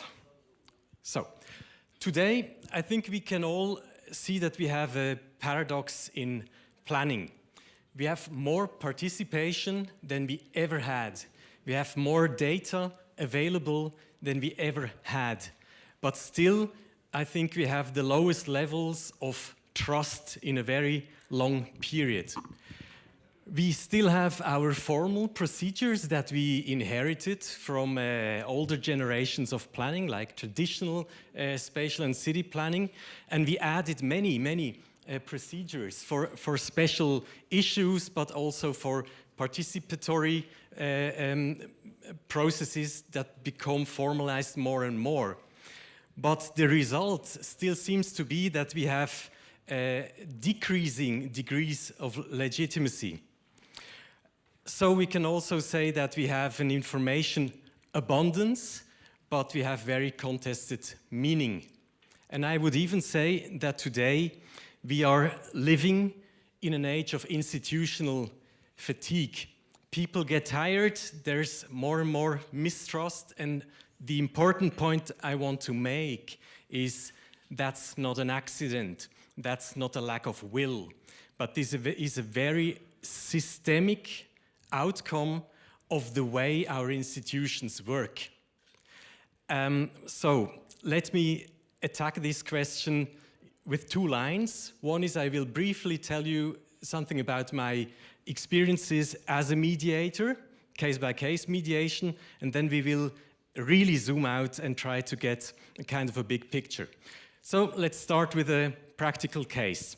What you see here is one way of seeing a very large area near Zurich in Switzerland, an area of economic activity. There's some industry, but it's especially a logistics place. And some people look at it like this, and other people look at it like that. It's the same area. And so what you see in the image below, above, this area is one of the most important national areas in Switzerland for bird protection. We have very special kinds of swamp landscape. And it took the cantonal level, so that's like the regions in Switzerland, it took them more than 10 years to draw the exact lines in the plan that demarcate the nature protection area from the settlement area and to qualify how this boundary has to be dealt with. In the same time, there was a special planning zone established, but it could not be put into practice because of the uncertainties with regard to the environment. And when the government settled these two lines of protection, planning regulation had changed so that that special planning zone couldn't be implemented because of changes on different other layers of our planning system. And so the result of this was that people have been fighting each other for 15 years and more, that the most important agents wouldn't talk to each other anymore, and that there was a total breakdown of any trust at all. And so 2 years ago, they wanted to start anew because now everything is settled, but they realized that they need a kind of another process before they could start. And so they asked me as a mediator to work with these parties. These are 40 professional owners. There are three departments from the municipal council. There are 3 departments from the canton layer, and there's BirdLife Switzerland, an NGO fighting for biodiversity. And so I had to organize them and get them into a room. And what I did was a classic mediation. Now, mediation, that's important. It's a very strict process where first you agree on how to handle the process, how to work together. Then in phase 2, you just listen to each other. Everybody can propose issues to talk about, and they have to explain why they are relevant for them. The others have to shut up in that time and just listen, you know? And then in the next phase, we ask different questions like, why would this solution be good for you? So you start to understand the interests that are behind positions. Because a position is like glass, it's hard. And when you try to bend it, it just breaks. But when you move from a position to a layer of interest, there are many answers for an interest, and there's just one answer to a position. So that's what you essentially do in a mediation. And so I've been doing that for years, pretty successfully, I guess. And my learning is, it works. Cool, okay. But this is always piece by piece. And usually it's just after an accident happened, you had a conflict, you tried 3 or 4 times just with the ordinary planning measures, you fail again. And then you say, okay, now I need a guy that comes from the extern and puts in place another procedure that might work. What I found interesting is that I started to use mediation methods more and more upfront. So using mediation as a way of framing situations and organizing agents before you have conflict. And here in this case, I was talking about actually both BirdLife Switzerland and the owners asked the public bodies that they would hire me in order to help them set up an alliance so that they would stop solving their problems or fighting each other's by isolating one issue from the other issue and then just treating them like the planning system does it, piece by piece in a sequence. So they realized that when you have a complex setting with many interdependencies between topics, a system breaks down that says, okay, we cannot solve the whole problem at once, so we just split it up in partial problems, put partial solutions to the partial problems, and then we solve the whole thing. Well, it doesn't work like that because you have to think systemically about that stuff. And so my experience is that with mediation, you can also just frame planning problems and organize agents, knowledge, everything differently, and that works. But this is still piece by piece, but just before I told you that our systems are systematically moving us into positions. So also the legal system does that. We need to have positions. And when we deal with planning problems by sequencing them, we ask for positions to start into the procedures. Then we have the procedures and we generate another position. So we have a systemic breakdown of our problem-solving capacities. We need a bigger picture. Now I invite you onto a little journey, and maybe you know that from your studies. I still love it as a thinking image. These are the waves of Nikolai Kondratiev, or Joseph Schumpeter took them on to explain that there is something like a creative destruction in the economy. So evolving economy is not something that just involves smoothly along a line. It is rather that you have different periods that are kind of different regimes or different periods that have an inherently different logic. And so you might be familiar with that you, for instance, you have the first or the second generation of Kondratiev. There you have the steam engine.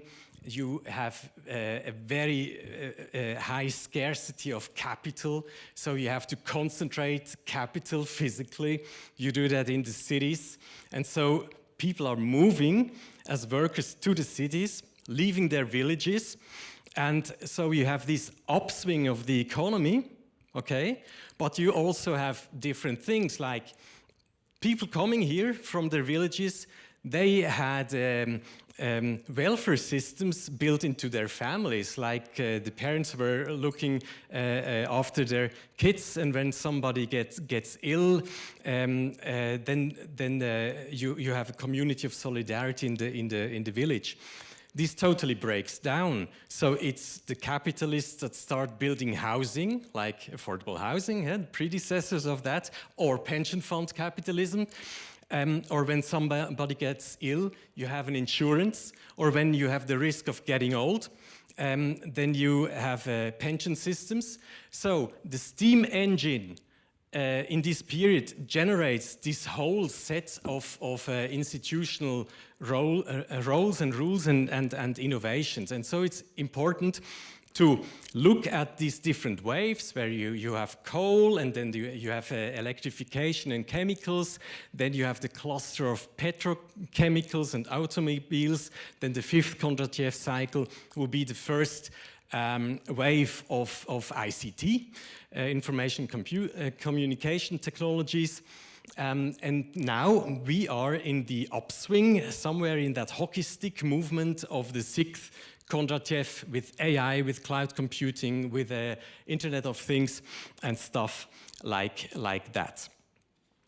And so when you look at it, if you like tables, I put a table there, you always have a core technology, you have a main scarcity, like the scarcity of capital in the first wave or whatever, and you see how that changes. When we look now at the fourth, the fifth, and the sixth wave, we could say we have in the fourth wave the automobile that got democratized. We have a consumer economy, consumer society. In the fifth wave, it became possible to organize large companies globally, so you can have your factories there where labor is cheap, and your headquarters there where you have to pay the lowest taxes. That was not possible before. But this, for instance, had the impact that there where the factories were standing in Europe, for instance, you could start and develop these sites as brownfield developments, because you just move the production elsewhere.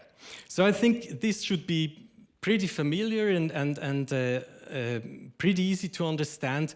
There's always a bias here that many people look one-sided to technological innovation, and they kind of skip the part that I just brought with changing family structures and the invention of societal institutions. And a couple of years I came across an economist called Hendler, a German guy, and he reads Kondratiev a bit differently. He reads it with a skewness towards cultural economic questions, and he says the bottleneck in the first to fourth wave was capital and energy, as I said, and in the fifth wave it was like the prosperity through knowledge and communication, and the bottleneck was motivation and values. And in the sixth Kondratiev, and now it gets important, I think, the bottleneck, or the most important thing, or that what we are lacking today, is actually trust. We have a breakdown of trust in our societies, and it's not an accident. You can look from Trumpism to many things happening in Europe. That's all connected. And who are the politicians to blame? Well, it's a very systemic product that we have here. So Hendler says, okay, we have to look much more at the cultural and social regimes when we think about these different waves. And so he says that these waves are also learning cycles of civilization, and when we have a change of these waves, they also prompt a reconfiguration of social institutions. So now you know which point I have to get, or I want to get today. That is that we're at the moment in the upswing of this sixth cycle, we have to reconfigure our social institutions, and they usually lag behind. That has happened in all of these cycles, and it's happening now, and the question is what to do with this. So in the sixth wave, according to Hendler, we have to invest into social efficiency, and we have to produce coordination logics that can mediate and build trust across complex and pluralistic systems. The other alternative is to swing towards authority, and we know that when we switch on the news. And so the question really is, if we don't want to do that, what do we have to invest in instead? Good. Again, when we look back, what do we have today? Our current normal that works pretty strong, especially in planning systems. You can see that very clearly there. We have governance systems that systematically turn interests into positions. You need to have positions to be in part of the game. Procedures designed for fairness, like you know, you have your planning legislation. It's very clear who has which right to do what on which parcel. To take just a simple example, these procedures now stabilize conflict instead of resolving it. So, to put it into one sentence, today we face our own institutions that were built for control in a world of today that demands coordination of interests, not of positions. So that would be the first thought. Where do we come from? We inherited a planning system, and I'll talk just about that in a minute, that works in very specific ways that once were extremely fit for the task. But now we enter a new cycle that inherently works differently, and so we have to go into social innovations. And so what I'm adding to that is in this sixth wave, we cannot just ask, like Hensler says, we need more trust. We have to say how this could happen. And so I believe that mediative governance might be an answer to our problem. So what does that mean to our issue here, like modes of geography making? How is landscape produced? Let's return again to these waves. What only geographers, I am one, economic geographers, talk about, that is that each wave also generates its own landscape. And it does that totally independently of any planning. You know, it's just an intrinsic production of landscape. When you close your eyes and I ask you to just imagine like the town of Manchester capitalism, I think we all have more or less the same inner image. Or when I ask you, how does it look like, the landscape of the automobile? Yeah, that's a picture of the outskirts of Los Angeles, but you can take Paris, Prague, or indeed Zurich or Lugano. They all look pretty much the same. And we deal today with the question of how to redevelop our cities and tap into natural resources or nature-based solutions, I should say, or how do we get our heads around the mobility turn that is necessary. And here I'd just like to point to the fact that the leading industries, they're clear, and it's coal or the automobile. But today, when you think about new approaches, then everything that is sharing mobility and so on, they are all based on platform economic systems, right? Or when I ask you what is a taxi, like Stefano took a taxi yesterday from the airport with it was an official taxi, like with a taxi written on the car. But what's the largest taxi company in Prague today? Uber. Oh, how many taxis does Uber own? 0, okay. What's the largest hotel company in Airbnb? How many hotels do they own? 0. Okay. And you can go on, right? And so you see this mismatch, like regulating the taxi market. If you try to do that by regulating the licenses you give to taxi cab drivers and associate also to the vehicle they might drive, then you just you don't regulate that market anymore. And that's what happens everywhere. When we look back, I think we can identify 3 generations of spatial planning since the 1970s or so. In the 4th Kondratiev wave, we really had the democratization of the car. Every household wanted to have one, got one. When they get richer, they got 2 or even 3. The directive mode was more or less command and control. So that is land use, planning, and all of the stuff that we know. That is pretty hierarchical. You know, it comes from the state. The state does the planning. The privates have to interpret what they can do, what they can build, what they can develop. And so they come in a second phase. That's the classic 2-phase model of planning that we still teach our students in the basic courses. And what do we create as a landscape? That's just a commuter landscape with the dormitory suburbs and so on.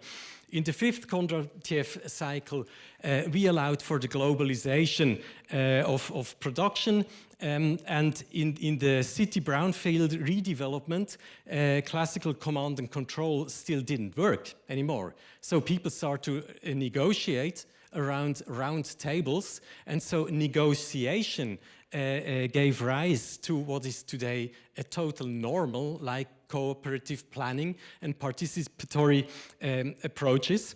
And so that's what happened there. And then we inherit that too from the 5th Kondratiev. But there we talk about brownfield development. Today we are talking about redeveloping whole neighborhoods where people live, where people invested all of their money and still borrowed the other half from the bank.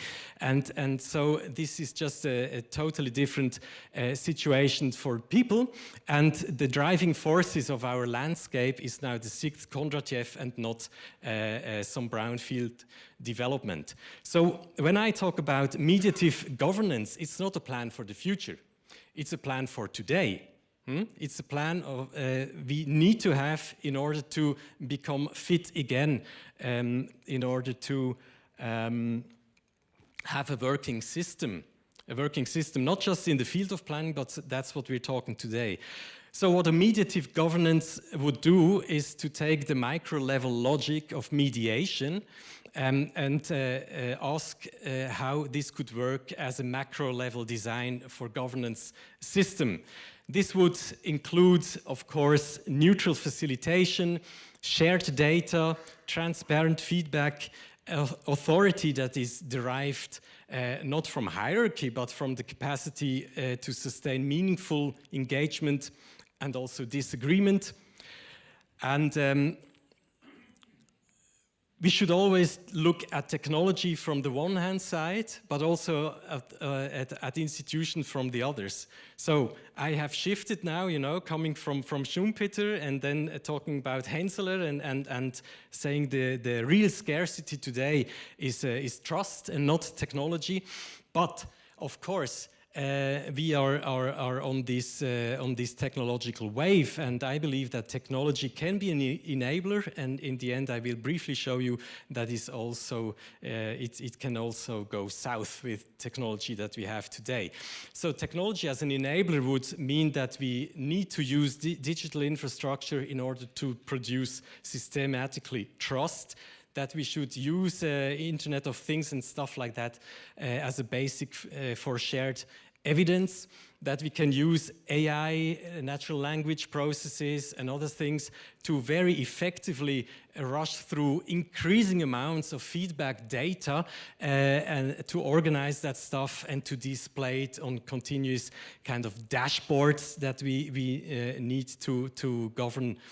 And here I just like to very briefly highlight some elements of a mediation tech stack that is actually in place. We have all of these technologies, but we should use it. For instance, one factual baseline to deploy IoT sensors and remote data sets in order to create a shared auditable reality, so that we are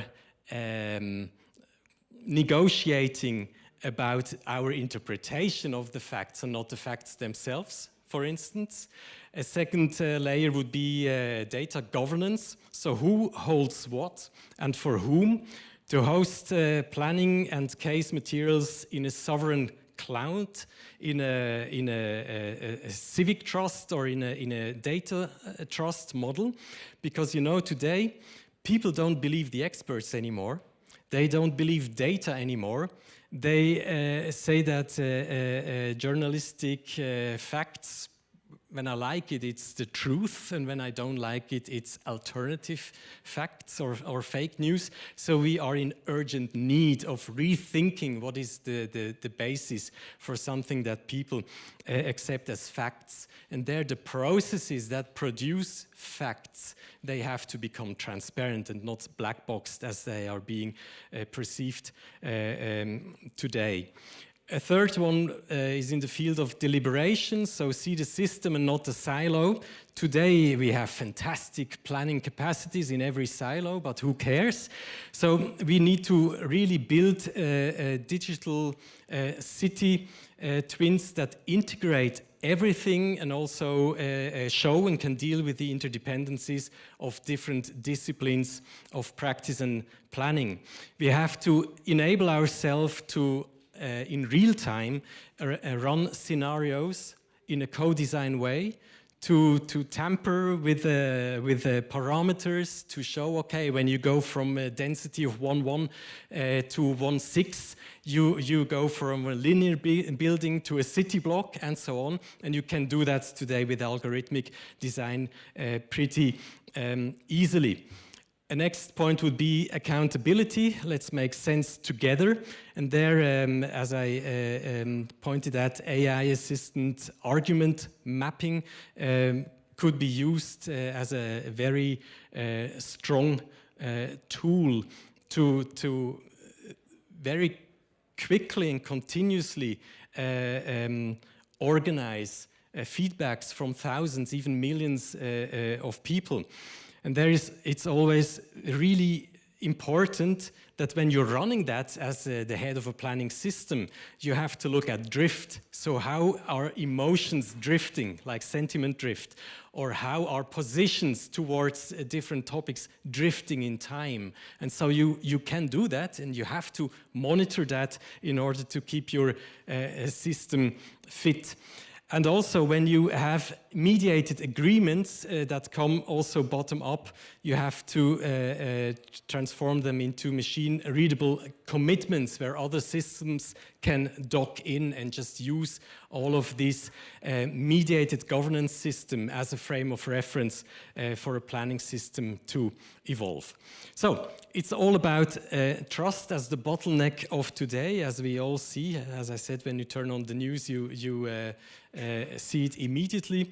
Mediative governance so turns procedures into understanding, and actors have to be able to be drawn to be interested in each other's interests and not just pushed into the positions as we have it today. So in Institution 6.0, so for the 6th Kondratiev, would move from the logic of control that is inscribed into all of our planning systems into towards a logic of coordination. Governments wouldn't be the hierarchical leaders, but the architects of collaboration. Fairness, you know, when we talk about fairness, many people look at you and say, fairness, do you even know what that is? Huh? You cannot operate with stuff like fairness. Yes, we precisely have to operate with that, but we cannot define it. We have to design spaces of sharing meanings and arguments and so on, so that the definition of what is fair can be jointly designed. What I'm not saying is that mediation just comes in as a part of the legal state. You know, this needs to be within boundaries and limits, of course. A warning signal I just saw in The Guardian, very nice article, AI-powered NIMBYism could grind UK planning system to a halt. So people are already using AI and stuff like that to crawl through publications, and you just have to ask ChatGPT, please tell me 5 things I can say in order that the neighbor cannot realize his project. So this is happening automatically, and the technology is just there, and there are many positive aspects around it, but we are absolutely lacking a governance of trust that would make use of all of these technologies for the benefit of people and society. So there are many ways one could start. You asked me to say something about it. I'm running the further education programs for spatial development at ETH in Zurich, and so we redesigned the whole classes, and one certificate class is just around process design, only process design. And here we deal with questions like that, and I think we have to start with people with a field rucksack that come back for a pit stop at the university and learn more, and also the next generation planning, of course. So I hope that I could give you a basic idea, and this is meant to trigger debate, not to explain kind of a finished frame of thought. Thanks for your attention. So, Joris, you wouldn't believe how deeply I agree with you. You know, so after 30 years of career in planning and development, I see a lot of changes. So if I come back when I started in 90s and what the society is doing today, it is a big difference. So that we saw these waves, and these are always shorter.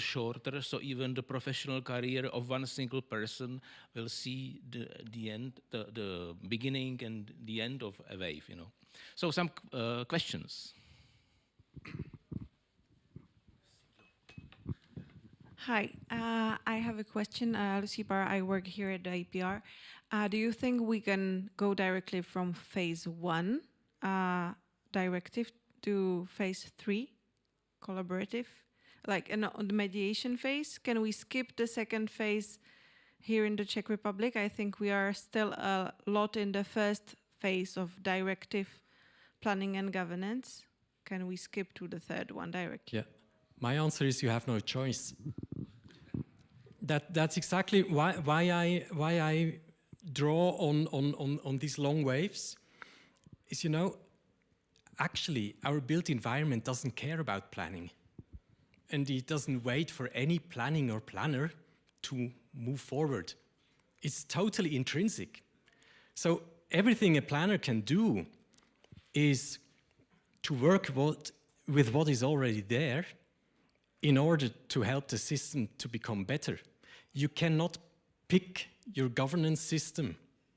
Your governance system that works is being generated by the nature of the underlying morphogenetic system. So the way our environment is being produced and shifts between generations defines which sets of policies will be adequate. So my question is, my answer to your question, and thanks for that, is very simple. You don't have a chance. That's how it works today. Deal with it. Yes. It must be, you need microphone. Where is public traffic? My question is, where is public planning, public traffic? Public planning, I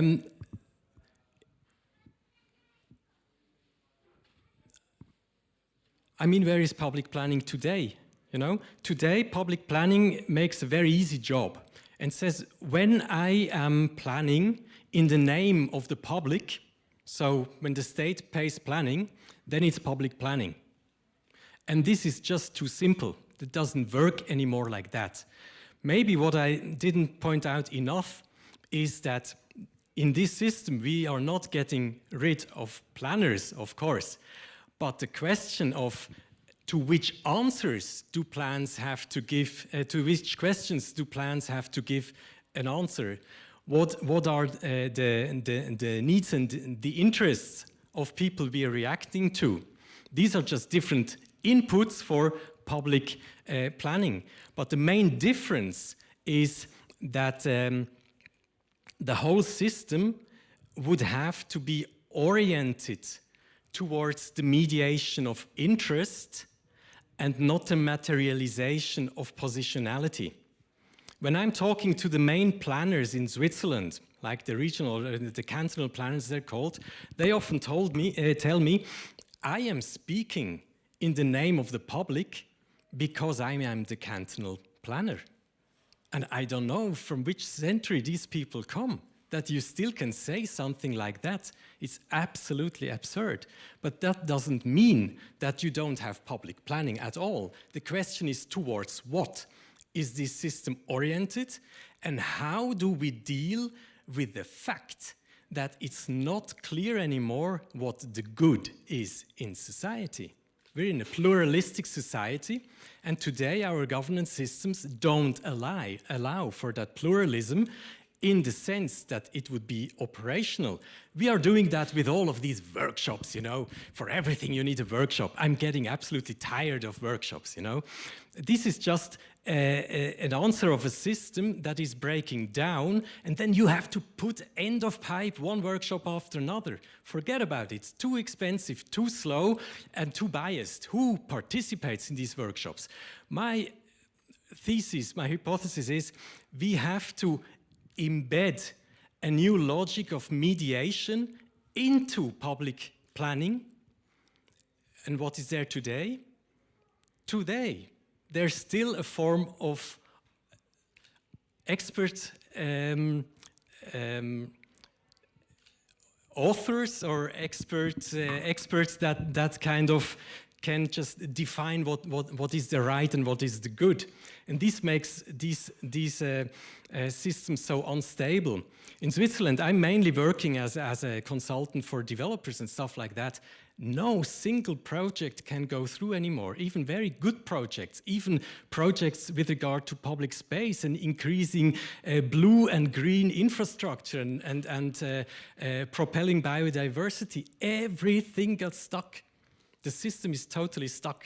And so we have to start thinking about not just what is public planning, but how can we make it work without the alternative is switching to authoritarian systems. And I don't like that. So I think about what is democracy 6.0. That's normative. I like democracy very much, but we have to reinvent it from time to time. Any other question?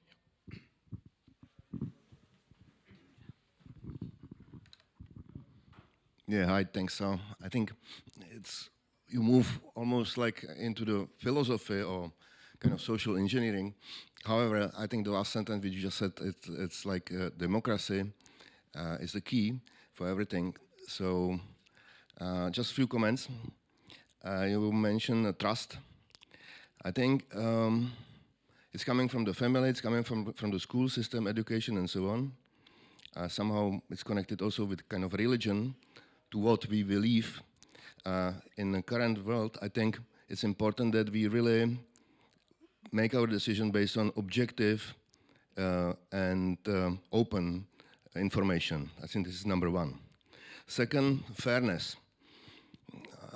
Again, so what is fair, not fair? But I think, simply speaking, it's like if whatever we are discussing, there's no one party benefiting too much. There's no like somebody winning 100%, somebody 0 or something like this. So kind of balance of benefits. And the third, I think it's a little bit idealistic to say that government, we should move or we should force government to be more like a coordinator of stuff. Yeah, maybe, but I'm afraid every government really like power, and that's really something, especially men. Yeah? And I do agree. I think it's all connected with the idea of what is our expectation from the government. I think one of the challenge in a kind of spoiled world, which we are part of it, is that we should lower our expectation from the government on one side and really clearly define what do we expect them to do. And I think urban planning, from my point of view, is more professional issue, is more like respect demographical facts, respect the trends, and respect the will of the needs of the real people. Unfortunately, governments all around the world, they use propaganda, they use populist methods, because this is how you win the election. Last point, or last sentence, I think it's important that it's coming from education. I think it's really great what we and guys you are doing. It starts at school, and we believe that like urban planning, urban development, real estate, whatever, has a longer period. It's like more generation, like 20, 25 years. Unfortunately, election period is usually like 4 years. I think kind of fine agreement on major issues connected with urban planning requires overall like kind of global agreement and not to challenge each other for each and every detail. So again, I don't want to be naive. My recommendation would be to use best practice from all around the world and to just implement it and keep it simple. Thank you. Thank you for the comment. With regard to time, very, very briefly, just, you know, when you look at technology providers, you have Apple, Nvidia, Google, you name them, they're all huge private companies that are not based in Europe, you know, and they are working in the same logic, let's say in an anti-democratic logic, you know. They look like public markets, but they're totally privatized, you know. When you move through public space, and I do, you and I, we get different restaurant suggestions and different museums we should go to, right? And so this is such a strong magnet that moves in the same direction as populist movements are moving, that we are in an absolutely acute crisis of liberal democracy. And the question we have to ask really is, when you say you believe in democracy, so do I, but what is it today? People lose their trust in democracy day by day, because they have the feeling that the system doesn't provide the necessary outcomes anymore, and very often they are right.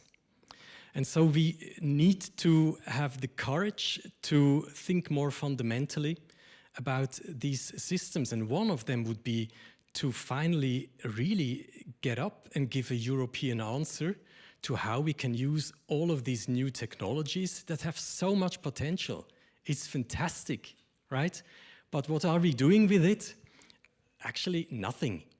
You know, when you look at the questions people are asking with regard to digitalization in public authorities, I often have the feeling that they're stuck in the late 90s or somewhere. It's horrible, it's horrible. And so we need to have positive images, how to embrace this technological wave that dominates our world. It was 20 years ago where you had Shell, Volkswagen, Toyota, and General Motors as the world's biggest company, right? And now, I don't have to explain it how it looks like. And that is the bigger context why I'm a bit blunt with my presentation, not because I would say I am right, but because I think that the question I'm asking are absolutely right, maybe not the answers. So, I got the message that there is a question, but unfortunately, the time is running, but we agreed yesterday with Joris that he will come to Prague once more, and he will definitely get more space. So you will get the invitation. We have your emails, everything, so don't miss his next visit, I hope soon. Thank you very much. Thank you. The next speaker is Maxime Scharer from Paris. We met this spring in Prague as he went with his students to visit Karlín. And Maxime comes from university, which is a private school, isn't it? It's a private school focusing on the education of development and project management. Thank you for the brief introduction. So indeed, I am here today to speak with you about the market structure and how it shapes the housing production in France. But first of all, allow me to thank the organizers of this conference, and particularly you, Vit, for the invitation. I'm really happy to be here with you today and being able to present you my research. So just a quick question, how can I... So, perfect. So, this work started with a quote from Julie Pollard. In 2007, Julie Pollard noticed that the French Federation of Property Developers counted for 800 developers in France. Yet, almost 70% of them are small businesses, employs fewer than 10 people. At the same time, though, Julie Pollard noticed that the 10 largest firms in that field produced more than 1/3 of the private housing supplies and employs thousands of people. Such polarization of the market is still true today. Indeed, when we look at the data, we observe that even if we can count for 7,500 developers in France, the same 10 largest companies still produce between 28 and 38% of the private housing supplies on our territory. Of course, such a concentration raises several questions. First of all, how can we explain such a persistence of this concentration regarding the fact that apparently we are on a super competitive market? Those whose 10 largest companies behave differently from the other developers in their location choice, in their production strategy, or in their project types. Could we explain such concentration by external factors, by cost structures, or urban plannings? All these questions form the starting point of the paper I will present today. And we are trying to answering this question to better understand how the private housing supplies is influenced by such market structure. So let us begin by looking at the data at the national level. But first, allow me to do a small disclaimer. Today, we will focus on the real estate development activity. Yet, you have to keep in mind that real estate development activity only provides 30% of the new housing units in France. For comparison, nearly 40% of the housing units built between 2014 and 2022 provide from private individuals.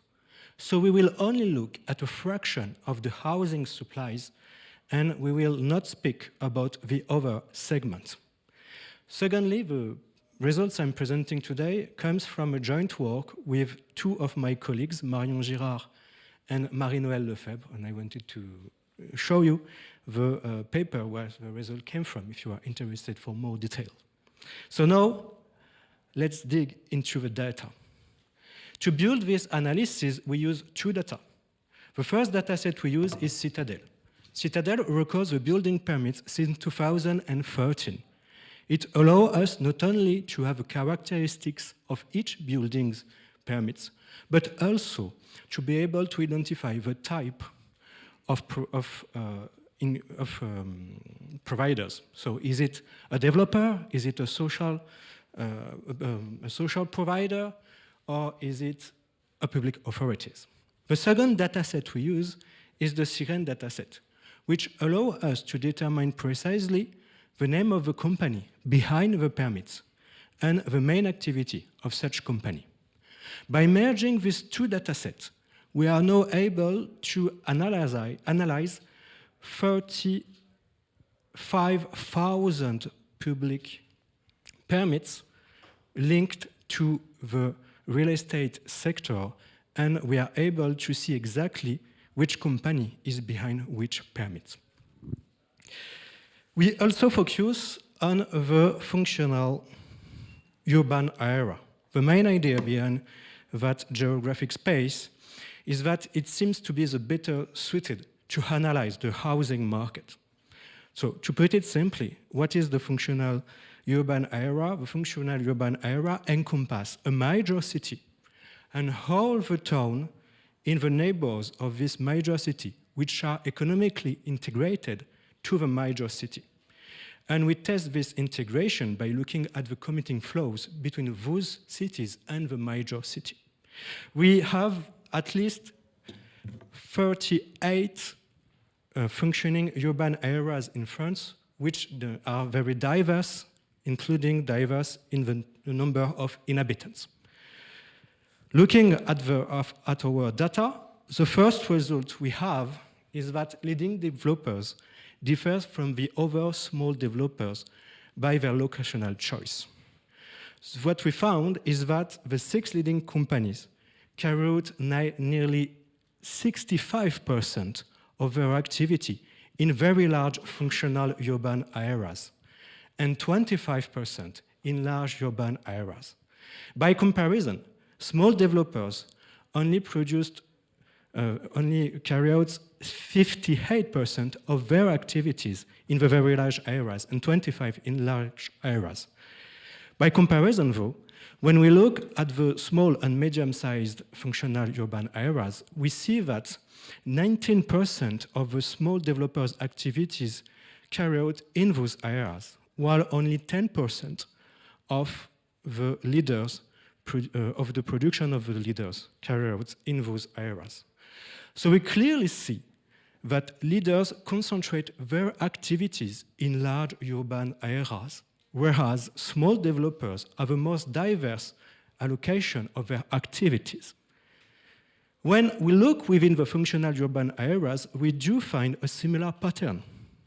Large developers focus their activities in the city center, while the small developers focus their activity not only in the city center, but also in the peripheral municipalities. Indeed, if we look at the data, you can see that 80% of the housing production of the 6 major companies in France is done within the city center of those functioning area, of those functional urban areas. Whereas only 68% of the activity of the small developers is done in those city centers. By comparison, 30% of the activity of those small developers is done in the peripheral municipalities, while 18% of the leaders' production is done in those peripheral municipalities. So this is our first result.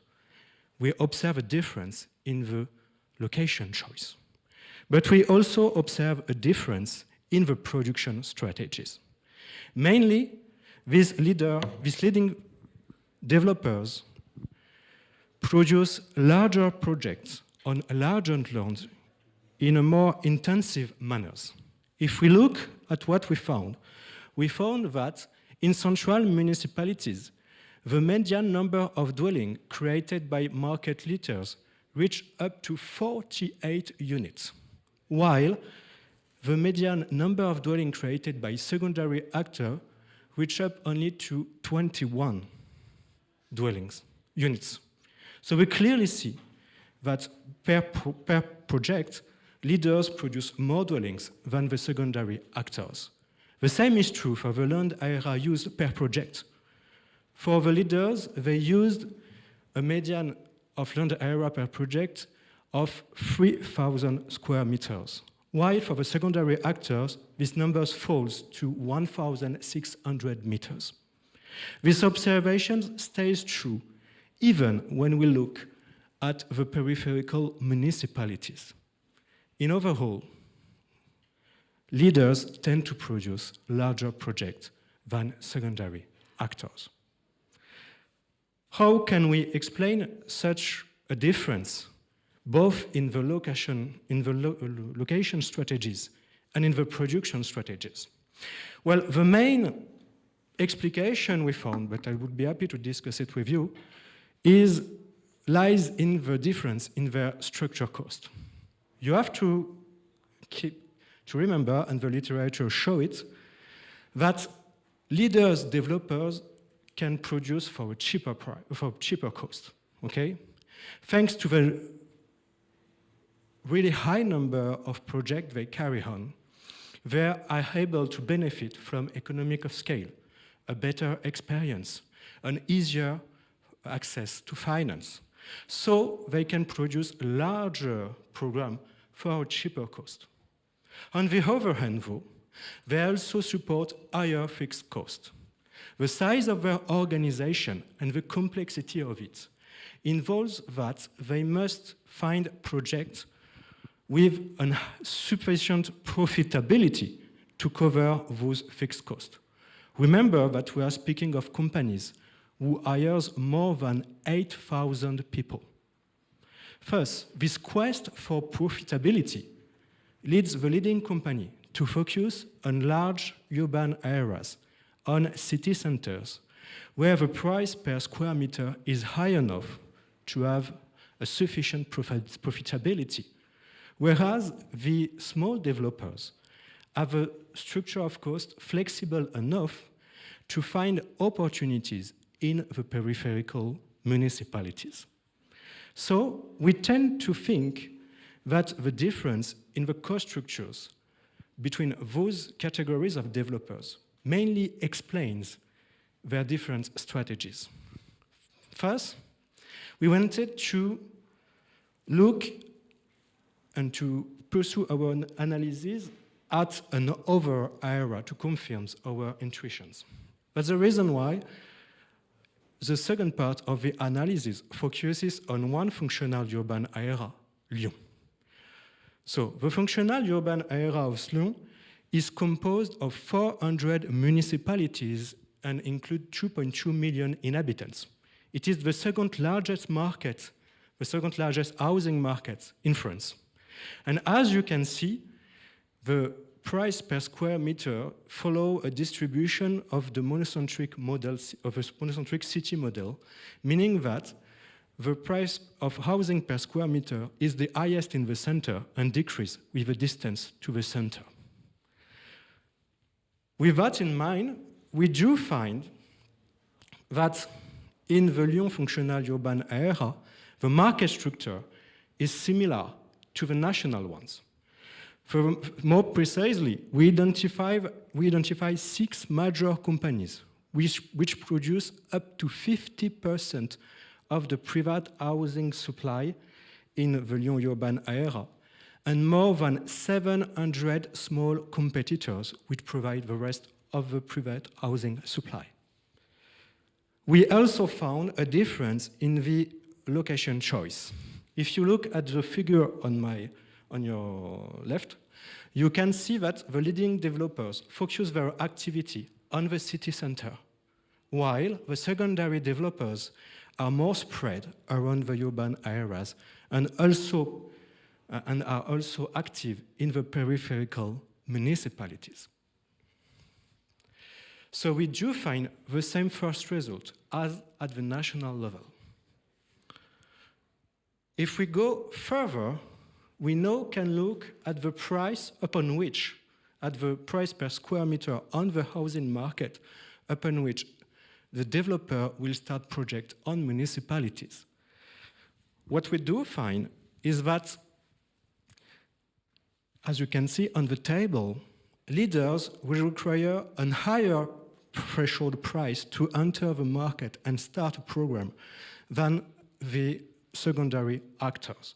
So for instance, between 2014 and 2017, the likelihood to find a leader, a project of a major French company in a municipality was really high if the price per square meter was upon 2,800 euros, while for finding a project of a small developers, we just had to have a price per square meter upon 2,350 euros.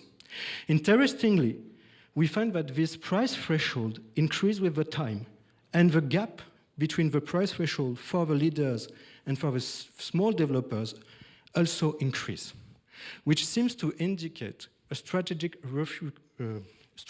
refocusing of the leaders. Yet, such conclusions are in line with our second result. Leaders focus on projects with more profitability because they need to cover the fixed cost associated with their complex organization. And I could end my presentation here. Yet, something drives our attention during our studies. If you look at the metropolitan area of Lyon, you can see that the northwest is characterized by a higher price per square meter than the southeast.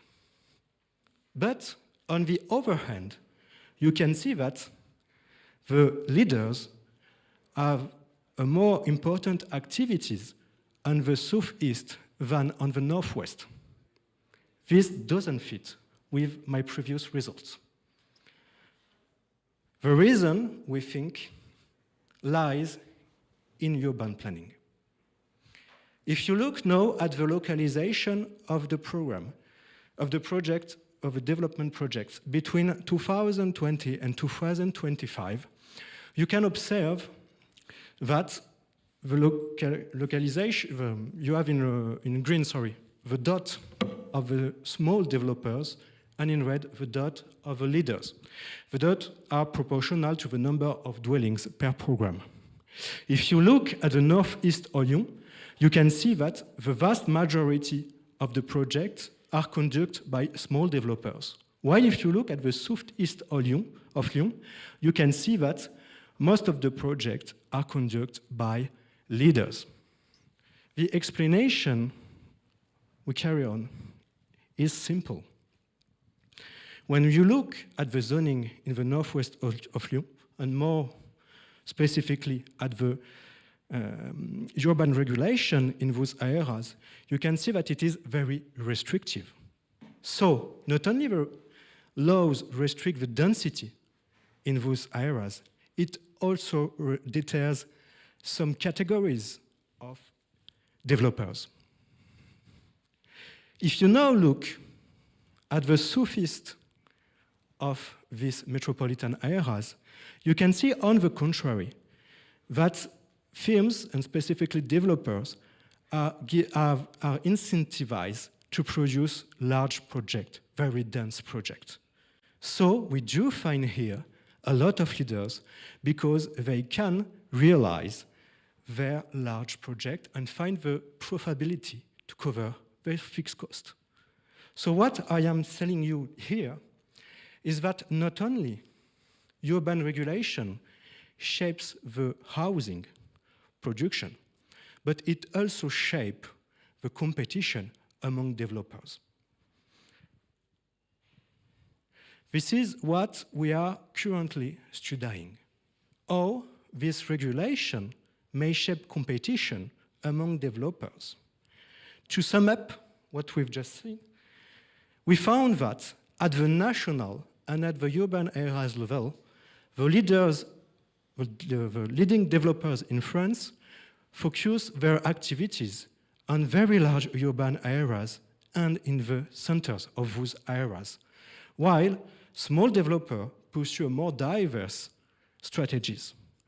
Furthermore, the leaders also produce larger projects, more intensive projects. Putting together, those results show us that leaders have a higher entry condition than small developers, which leads us to find that urban planning might deter by reducing the profitability of the operation leaders to enter in the market. That is the reason why we are currently trying to understand the precise impact of urban planning on the competition among developers and how we can use urban planning to forecast a fair competition between them. Thank you for your attention.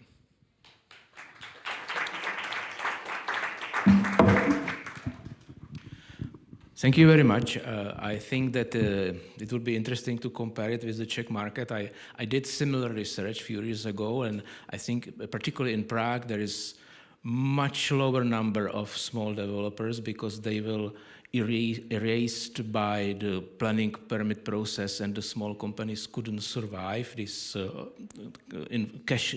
capital involved in this project.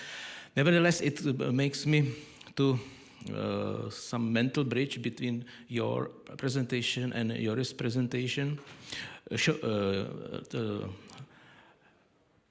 knowing that there are big gaps in sizes of projects, sizes of developers in one way, and knowing that the legal system actually approach is identical. You know, the legislation to permit one single house or 5,000 units, there are no differences. So I think that this way how to deal with that must be open, because it shows that the legislation is not ready to reflect this change in the business. But nevertheless, some questions.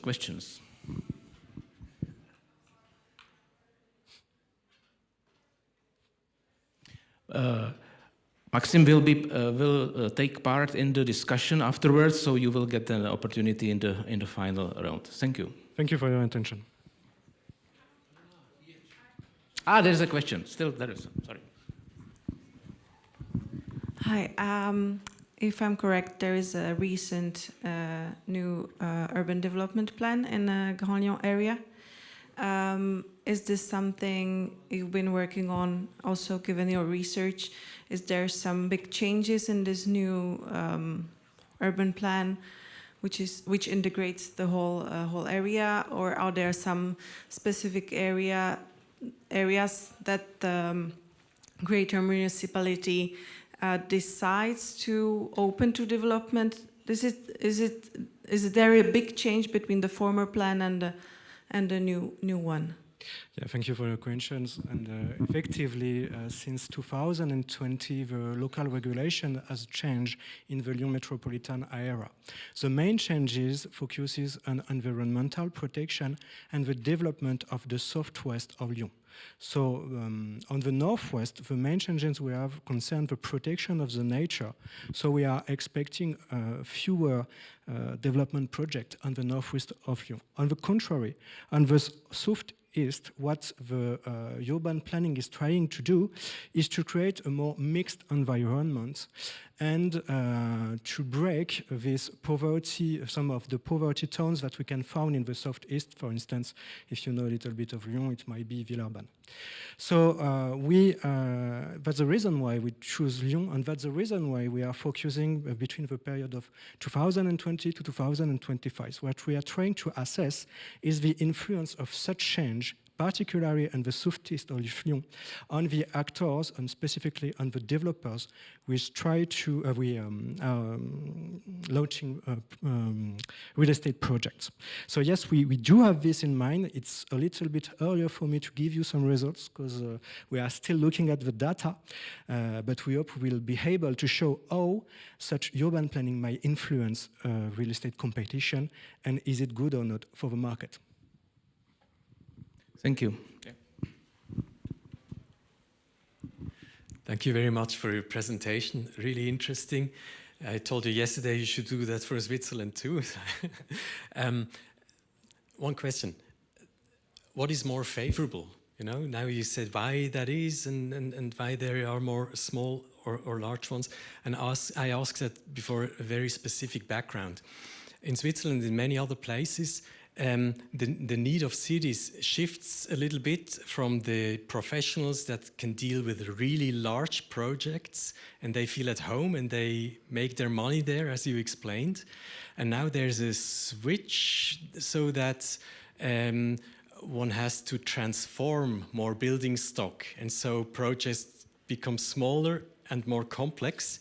And this would also mean a shift in strategic partnership with regard to who the developers are, or what do you think about that? Is that relevant? Thank you for your question, but I cannot say what's the best. I guess it depends on what you want. What I can say is that if you forecast smaller urban projects, you will encourage smaller developers, a small development market, highly competitive, with very small fixed cost, but on the other end, with a really high marginal cost. So it will become costly to produce 1 unit of square meters with that kind of competition among developers. On the other hand, if you want to have a really cheap, large project, you must create opportunities for the large developers. What I can tell you is, in fact, what we do observe is that, except for particular zones such as Villeurbanne, the tendency consists in reducing the opportunities for large developers. And so what we are expecting in the next years, on the contrary, is a reduction of the part of the private housing supply given by those large developers, and on the contrary, an increase in the small developers. All else being equal, of course, because with higher interest rates, we observe different results, actually. Thank you. Thank you. So the image of this conference is very much influenced by this beautiful ambience. Thanks to Institute of Planning and Development of Prague, City of Prague, and we would like to welcome two speakers who work in the Office of Strategical Development Analysis, and you are from District Planning. So Zdeňka Havlová a Jan Krtička.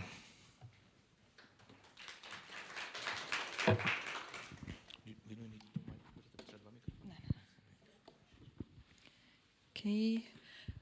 Hello, thank you very much for the invitation. Let me just set this up.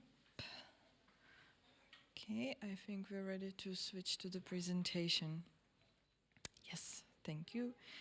And yes, everything is working. Good afternoon, everyone. Let me thank the organizers for inviting us again to this conference. I, together with my colleague Jan Krtička, will present to you the connection between analyzing data and planning what is in future in store for Prague. So we have come from all around the world to the city of Prague, and we would like to talk to you about one of the many things that we do, which is analyzing and planning public amenities. But just briefly, here we are in charge of basically all that is connected to the future development of the city of Prague, the Prague Institute of Planning and Development. We are in charge of the new master plan, of the existing master plan, urban studies and the development of districts. We are also representing the city of Prague in certain developments of new buildings or sets of buildings being built, in the changes of the master plan. We are in charge of the strategical plans and developments, analyses and data, and many more other projects. And thank you for the invitation. We'd like to just briefly tell you a little bit of what we are doing right now. So let's start with the question of how do we analyze public amenities in Prague. I always say that to make good decisions, you need to have good information. And that's basically the mission I have at IPR Prague. Let me tell you first about a project that is called Prague Population and Public Amenities Prognosis. Basically, what we're trying to answer is the question, in 2030 and 2050, is Prague going to have enough amenities for its citizens? And by amenities, we mean everything from kindergartens through doctors' offices, general practitioners' offices, to cultural centers, parks, even graveyards. So we are in charge of figuring out whether Prague is going to have enough of all these amenities. And where does it all start? It starts with population.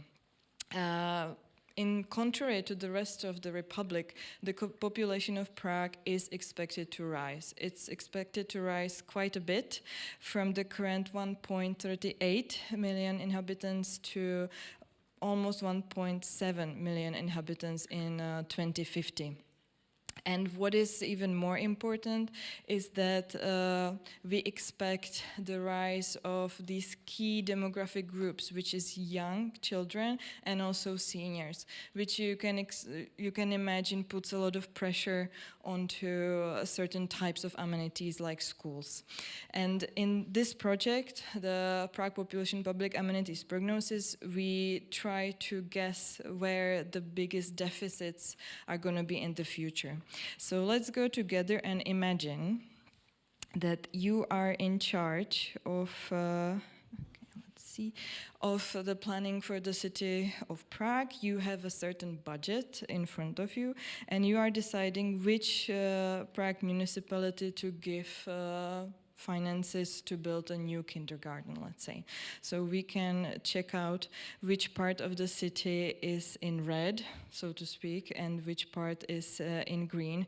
We decided not to use the green and red colors because it sometimes gives an idea that these areas are really the problem. So we're having green and purple. So we can check out, this is the current status, and here we are in the year 2050. What you can deduce is a lot of the districts in the city that are now under development are those that will be in under development in the future, like Prague 3, Prague 9, Prague 7, will have quite a lot of deficits. We can imagine, I don't know if you can imagine the number of kindergartens in 16.7 thousand missing spots, but it's over 100 and I think 30 kindergartens if we think about the average kindergarten. So this is one tool that the city has, and that, let's say, the councilman for finances have to decide where to most strategically place financing when they need. Now, I'd like to tell you a little bit of more context. Yes. This is another topic that we discuss, and it's very closely related to what I have just shown, and is Prague a 15-minute city? Personally, I'm not a huge fan of this term because it's never, in my opinion, it's not always just 15 minutes and it's not always only by walking. I prefer a city of short distances, but I think we can agree it's not that sexy, so let's use 15-minute city. What we analyze, apart from the capacities of schools and other amenities, is walking distances and distances on a bike or by public transport to the amenities.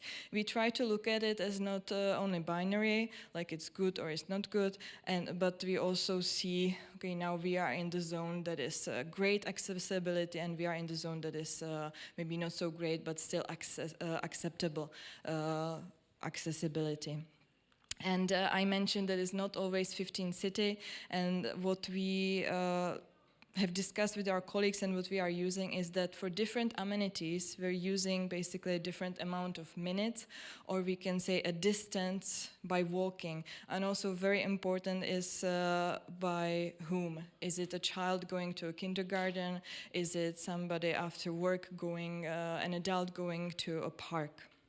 Then we analyze what is the ratio of inhabitants that live within these walking distances and accessible distances, and also together with that, which inhabitants live outside of these areas, which of them have it too far. In this case, what I'm showing is towards parks.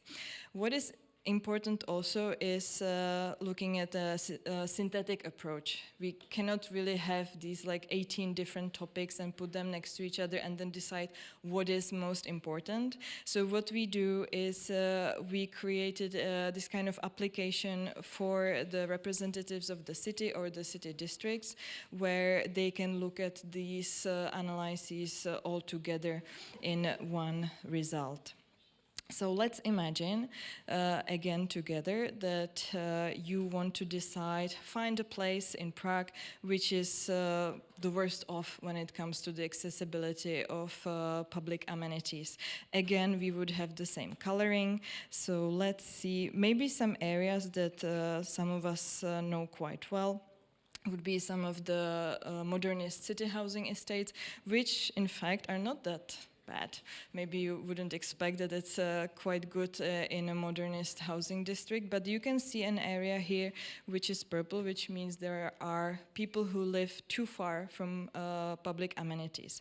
But what is also very important when it comes to the development of the city is it actually, are there inhabitants, and is the density of inhabitation enough or not enough? And here we can analyze whether there are actually a lot of people living there or not. And another point is sometimes it's not necessary to build a new school, but maybe if we increase the permeability of the city structure by building, let's say, a walking path across a major highway, we can help the situation too.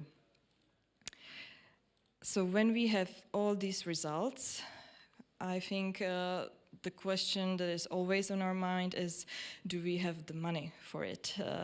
I put here an example of what will be missing based on our analysis in the year 2050. And that's all in this map. What's missing is on the left. In the map is what we are planning to do, what the city districts are planning to do. They are planning 119 kindergartens, some primary schools, and 7 high schools. And there I put a number, 2 numbers, 35 billion crowns and 2 billion crowns. Please guess for yourself which of these numbers means the cost of all these future developments, and which of these numbers mean the money that is already available to those who are planning. I think everyone can guess the correct, and it's actually just for 6% of the estimated future developments, or what we need is already assured financing.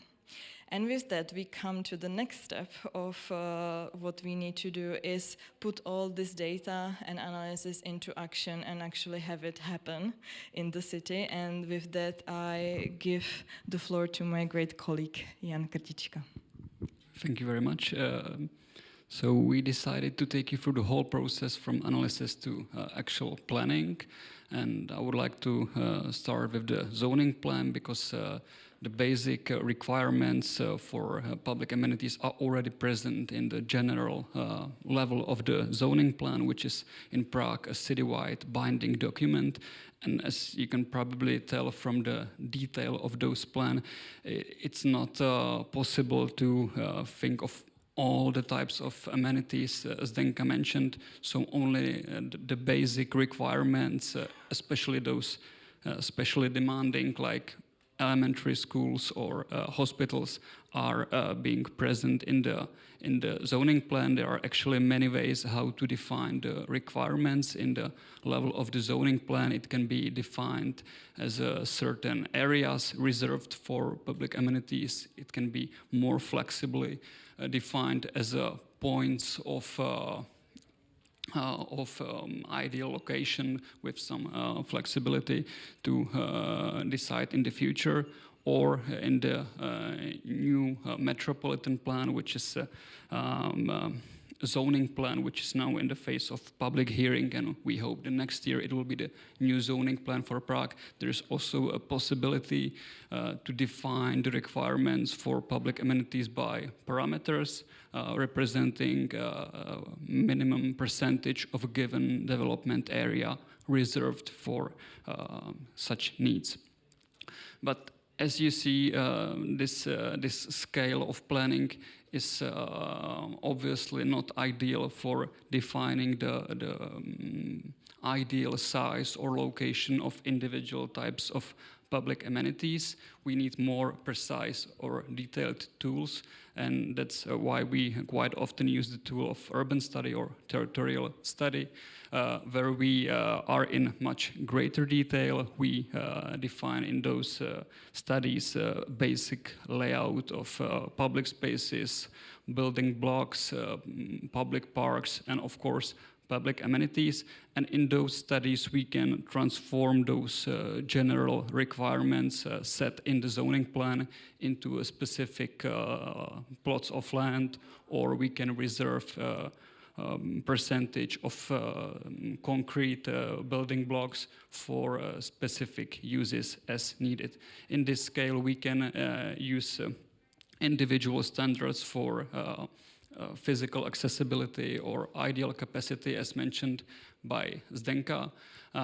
With regard to the right capacities, we create models, projection of population growth, both for the new development and for the relevant surrounding area. So we can decide what is the right total capacity in this example of elementary schools and kindergartens, but we can also decide what is the right time to strengthen the capacity by building new schools or new kindergartens. But even in these more detailed studies or plans, it's just a plan. There is no actually guarantee that those public amenities will be actually built. And this is why in recent years we in Prague started to use a tool which we call planning contracts. And in those planning contracts we formalize those agreements present in the urban study into a legal binding document for the involved parties, mainly city district and private investors. And it is in a way land value capture mechanism. It goes hand in hand with changes of the zoning plan, and owner of the private property is obliged to give share of the added value by the change of the zoning plan back to the city, and the city is obliged to use it for the development of the area. And quite often the money are used especially for providing public amenities in the area. There are several ways how to do it. It can be by financial contribution. It can be by providing a piece of land to the city so the city can build a school there, or the developer can, for example, build a kindergarten, finish it, and then hand it over to municipality to use. Some numbers, since 2022, more than 20 those planning contracts were signed by the city of Prague. Dozens more are being prepared, and with each of those contracts, hundreds of millions were gathered to use for the development of those areas. Total sum nowadays is more than 4 billion. I think it might even reach 5 billion already. It's important to note that even though it's a great tool and a great help for a city budget, still I just created this model example of a new neighborhood with 10,000 inhabitants. Just the investment needed for kindergartens and primary school can easily reach up to 1 billion Czech crowns, which is significantly more that we can actually gather through this land value capture mechanism of planning contracts. So it's a great tool, but it doesn't solve all of the problems. And we are especially great that we can use this tool because as was mentioned in the presentation of David Bouza, in Czech Republic, municipalities have very low fiscal autonomy, and there are basically almost none incentive for the city to promote development on its own territory, because the city has to bear a lot of costs connected to the development, but there are actually just very little direct financial benefits from this promotion of the development on its own territory. Basically, it's just the property tax. As you see on the graph, it's really tiny proportion of the whole budget. Most of the money is being sent to the state level and then redistributed through budgetary allocation of taxes, as you see the BAT in the graph. So that's all from our side. I hope we managed to show you why it's important for us to analyze the current needs and the future needs of public amenities, because we wanted to plan those amenities in a way that they are both accessible for the public, but as well financially sustainable for the local government. So thank you for your attention. Thank you. You can stay with us. You can stay with us. There is a space for some questions. Any questions?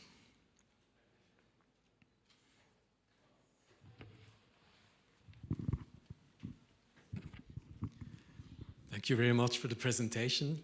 I really enjoyed it. I like the tool you're working with very much. And I have two questions. The first question is, did you ever try that tool with non-experts, like with a participatory budgeting approach? You give people a fixed budget, so they have to choose, and so they have to calculate the trade-offs too. So not yet, but that's a great idea. Let think me talk to my colleagues in participation planning. Yeah.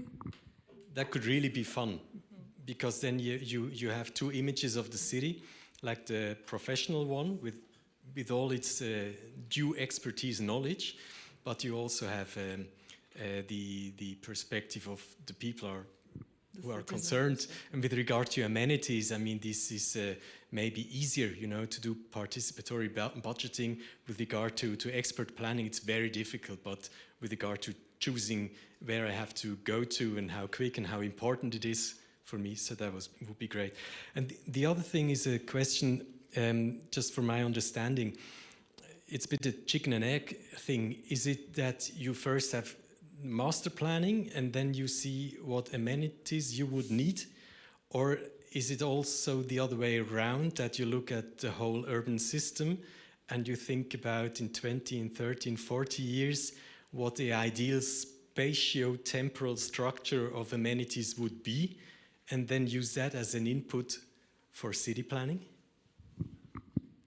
That's a great question.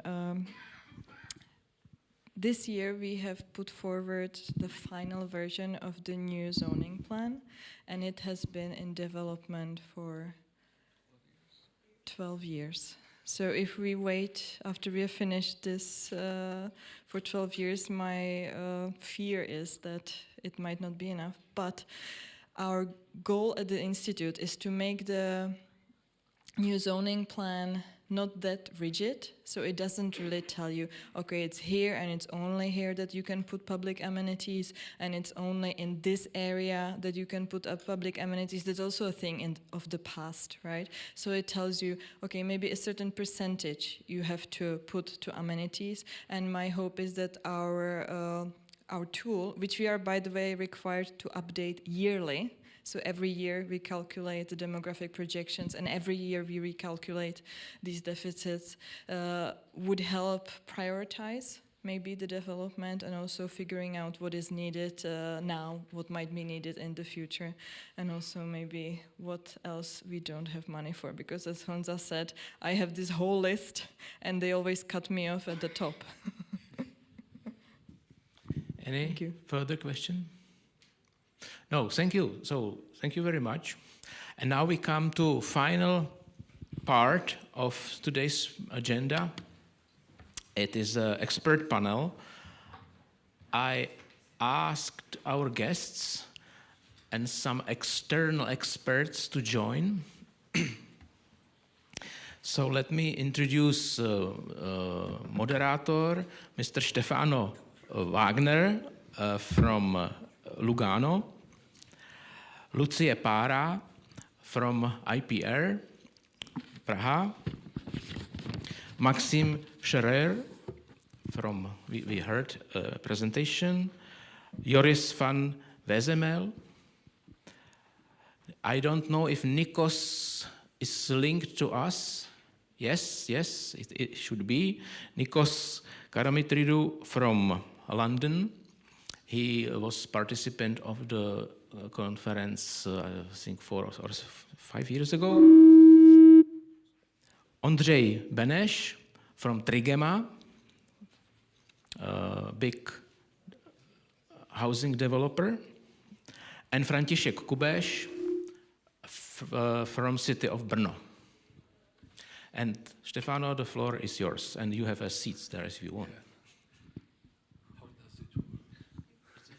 Yeah, it works. Thank you. Okay, thank you, Vit, for inviting me. First time in Prague, 94, International Planning Congress. Let's go with this one. And then I was not in this small room, 5+1, but I think at the second or the third one. So thank you. This time I have a moderation. Good moderation, in my eyes, is a debate. You may hear from me, I'm south. I'm from the Italian part of Switzerland. We want to talk, not just to have statements. So please, I ask the colleagues to have a debate, so to talk to each other. The question between research and practice, some of the Maxime and Joris, you already know. I would like to give all of you the possibility to present themselves and to come out and say, I'm a practitioner, I'm a researcher, and especially I made them some questions. I mean, when did you read the last research paper, and maybe you understood it and you could use it for your practical life? I would like to know from practitioners like that. From researchers, do you ever had the impression that it helped somebody, your research in practice, whatever it is? So everybody should take 1-2 minutes to present themselves. Myself, I'm actually a practitioner. I decided somehow that it was more funny to be in practice. I mean, project practice. I came from applied research more, which was a thing of the 90s. Was still possible that you made, as a non-researcher, you made research paper. You were asked to bring in your practical experience and to try to make theory out of that. This has completely disappeared. So in the 90s, I could make research papers as a practitioner. Today, probably nobody would accept me anymore in your system of researchers. Then education has a part. So as a company owner, for me, it was always important to have back research by education. So do you educate people that they help me in practice, or do they come with theoretical things? I would like to know from the researchers. I did two things then in the 2000 years. This was at the Politecnico in Milano, so I had a research lab, which means this could be in planning, something useful. It's you have practical cases to work on, but you have a research approach.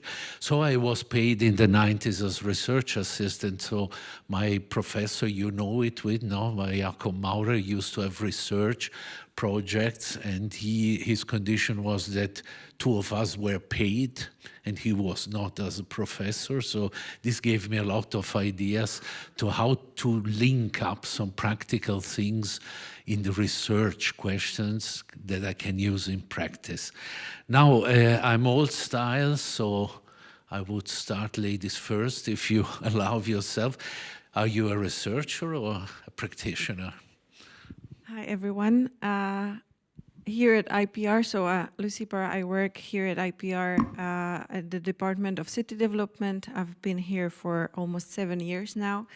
And I would say we are all partly researchers and partly practitioners, because research is part of what the Prague Institute of Planning and Development is supposed to do. So some colleagues are more in research and some more in practice. But it's definitely a goal we would like to put forward, more application of research. And we also, as IPR, we do have agreements with universities here in Prague, the Faculty of Science and also the Faculty of Architecture. So we also work on research projects with them, sometimes a bit in the lab styles, as you said. So if there is some theoretical research being made, we at IPR might try to provide a local application at a certain area in Prague. So this is what we do here at IPR. And the question about the paper I read, is it right now or later on? Later on, yeah. Okay, so you don't give me a clear answer. So no, because I don't have it. Yeah, so I can't give it to very good. you. So this could be a solution too, no? We are half in and half out in research.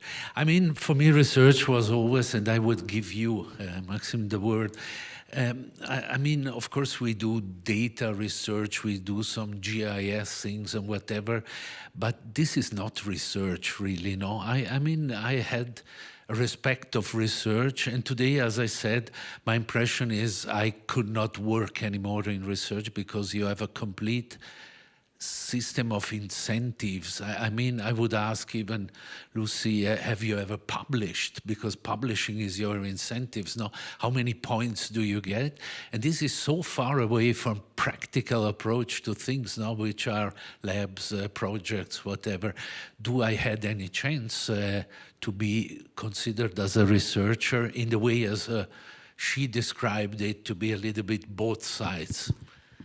I am not, but Zdenka, who just spoke, is a published researcher because she has the two hats. She is the real researcher. She does teach also at the Faculty of Architecture, and she works here as head of analysis office. So she definitely has the points, etc.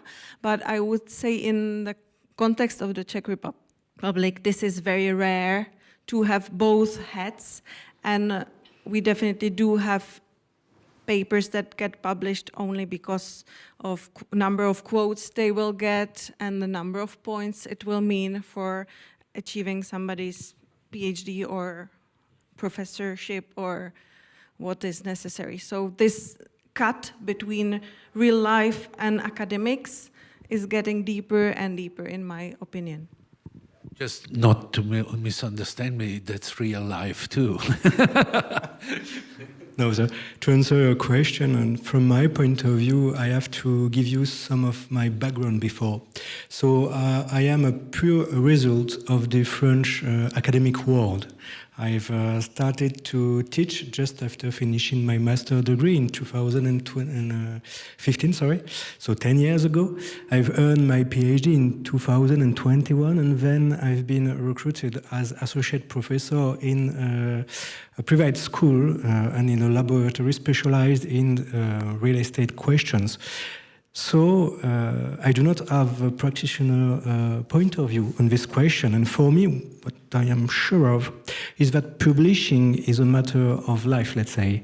We are judging on our ability to publish our work, which give us several incentives. Some I think are good, some others are really bad. One of the bad incentives is that we write for each other's, and sometimes we forget to write for the practitioners, meaning that the concept I will use, the literature I will cite, always focused on other researchers' work and never integrate or hardly integrate practitioners' questions. So I am both, let's say, I do understand the implication of publication and the importance of being able to graduate the researcher. However, I also aware of the bad implication it generates, and one of them is that I agree with you. It deepens the gap between us, pure academics, and the practitioners. Now let's go to a real practitioner, because I define myself a practitioner, but I'm just a consultant. I don't take decision. You are a decision maker, no? So this is at the end a real practitioner. Have you ever used research for your decision making in practice? Good afternoon. Thanks for having me. I'm a pure representative of private sector here, but even though I'm from a business sphere, so last time I read some research data, maybe you would be surprised, was today in the morning, because we use the data of Institute of Planning and Development, let's say on a daily basis. Since Trigema, and I will try to describe our company a little bit. We are a development and investment company, local one, located in Prague. We do the residential development, both build to sell and build to rent. Plus, we've got a couple of other activities in Czech regions. We own few ski resorts, one winery with some accommodation units, and we are also trying to get into the hospitality industry in the next years. And with all these expansion activities, we need to be sure what types of land and projects we are buying, and that's why we are very much focused on the data and the data and the research we are getting from the Institute of Planning and Development, or some other areas like Czech Statistical Office, etc. So we are back to data. So data are interesting, data outcome, GIS analysis, whatever. I have a broader view of research, to be honest. Joris did something, but there is somebody online too, a researcher. Basic question which changed the approach. Do you hear us from here? Do you want to say something about that issue, about not only data analysis? This is a data typist at the end, no? Does it has a research approach? Do you make a question which makes me think new way? Joris tried to give us some signs of what should come from research, from training, from education, or whatever. What is your opinion in London? You hear us? No. He's freeze, eh? No? Nikos, do you hear us? No. No, okay. It's not. So I keep with you, Joris. So as my understanding, it's more than data. I understand that you're interested in data, as we are all, but it's a step further, which I was thinking of basic research on the methodology, on how things works. If you allow, Stefano, I'd like to reframe your question a little bit. Yes, of course. Because I think we should talk about the practice of practice and the practice of research. Okay. You know, it's no practice and non-practice, it's practice and practice. And I have spent exactly my half-life in academia as a full-time academic and the other half out of it. And the practice of academia in that time that I can overview has really changed a lot. I mean, when I finished my PhD, I was not allowed to do that by paper. I had to write a book. And today, when you write a book as a PhD, they look at you like you're from the Stone Age, right?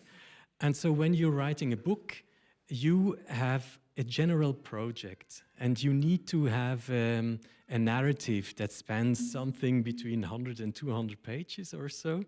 And so you are forced or nudged into not going only deep, but also to integrate your thinking. And then I could really observe what happened when everything went to pure paper publication. For instance, professors stopped publishing books so much because they don't get any points. And so the attractor is the paper. And when you want to be successful in publishing, that's actually pretty easy when you're a strategic thinker. Because what you have to do is you have to narrow down your question into a very specific niche and become a member of the community that thinks that this niche is the world. And then you get invited to all conferences, and you're in all these special topic issues and so on. But this also means that this produces the gap, you know, because when I read science stuff, as a practitioner, as I am today, I love to read good books, just because of what I just said. And it's very, well, it's not even meant to approach by practice when you go into a journal, because in the journal world, which is absolutely a fascinating one, I've been there, I loved it, you know. Then you have a fragmented discourse between papers, and this goes also much faster today than in the early day, where you had 2 issues per year. Now you have environment and planning, or so you have an issue a month, right? And so you cannot enter that debate from the outside. You don't understand it. And from the inside, it's absolutely fascinating. And so I think that is a problem, that we have 2 practices that have evolved as practices, and they're neither good nor bad, but they have the attractors of both practices have moved apart quite significantly. I wanted to keep for a second part of the discussion the question how to bridge these 2 practices or these 2 worlds. So I think now, Nikos, you hear us. Before I wanted to ask you questions. Are you there? So what is I am here, yes. Can you hear me? Okay, yes, perfect, yeah. How is your impression from London in this discussion? I mean, I hear out something that this niche, now you manage your research, and it's a world apart. It's difficult to get in. do you come out also? This is the second part, which I would like to know. What's your point in London, or generally, obviously? Yeah, I mean, I just 5 minutes ago I was able to hear what you guys were saying. So forgive me if I'm a bit off the exact course of the discussion now. So if I understand the question correctly, you want me to comment on whether, how do you basically connect the two, yeah? The two kind of bubbles in a way, yeah? Or at least how I do it. Is that more or less correct? Yes. Yes. So, okay. So from my perspective, I mean, this is basically I make a living out of that as well. I totally recognize this, that, academia tends to become a bit of a bubble, and practice, of course, has other considerations as well. And especially in the sort of art and science of planning, you need to have a foot in both, yeah? So I do see that these are kind of diverging. I do recognize this trend. I also see that people find it more and more difficult to enter in each other's discussions and bubbles. There are, I think, various explanations for that, but I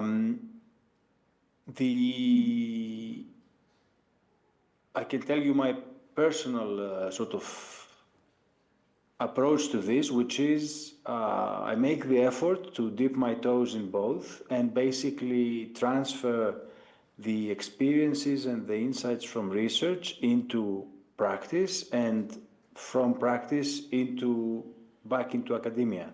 And I find this very satisfying, I would say, personally, and of huge value to my clients. I mean, I work as a consultant half the time, and to my students as well. It also helps a lot with publishing. At the same time, I do recognize that it's a very narrow and sort of treacherous path.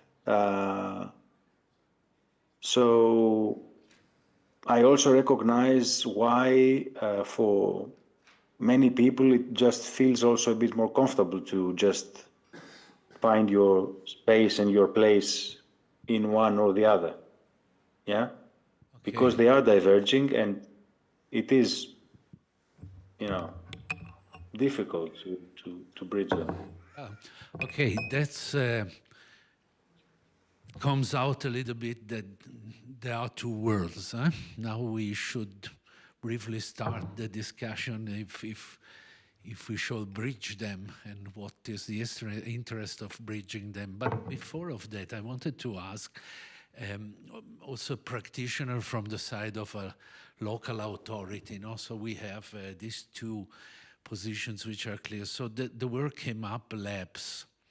So I have this strong remember that public authorities were asking researchers to go into these labs, to work on the city, on the region, whatever, and to have the freedom, and this is the crucial question, as a researcher, to make what I call the stupid questions, which means not the ones the politicians want. So your bosses, do they like the questions researchers make? And especially the freedom of the outcome of research, which is even worse for politicians. So can you make labs? Does your boss, your politician, gives you the freedom to really make research, not to demonstrate what he would like to, but to ask, to let you ask a question which he doesn't know, even if he can formulate. And this interests me from this particular practical point of view, which are local authorities. You have probably the labs you can work with.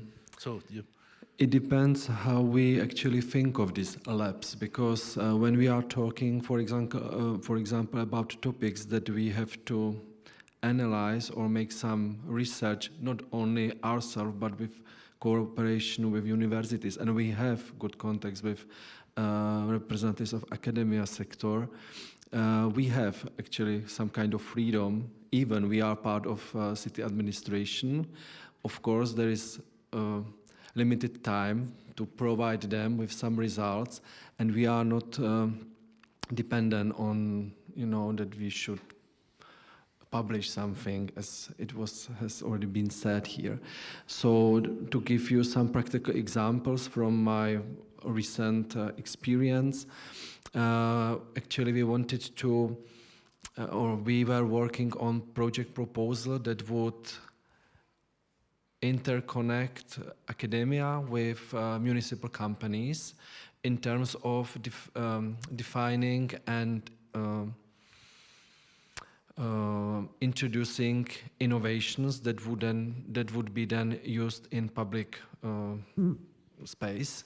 Because when we are talking about telematics, for example, which is actually a transport issue, that is something that actually we know that we will need in a few years in a greater extent. And for that, we were providing actually some incentive that they can use or they can experience how it works in real environment. For me, the crucial thing is actually that we have long-standing cooperation with university facilities or academia. I've been head of strategic development and cooperation department, and this cooperation is exactly that we are searching for topics that are relevant in terms of development. It can be local economic development, it can be spatial development, and we are, for example, the one that are starting support of cluster activities.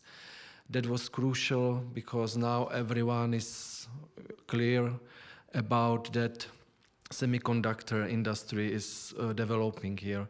But without initiative from the city administration based on cooperation with concrete people and concrete institutions, we wouldn't be that so far.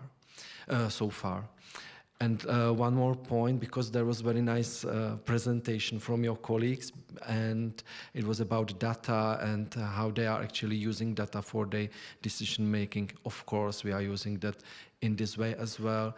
GIS is only one of these tools. There are a lot of other opportunities for us to use data, longitudinal research of actually sociological longitudinal research of among citizens that we are actually using for different purposes, including planning, of course.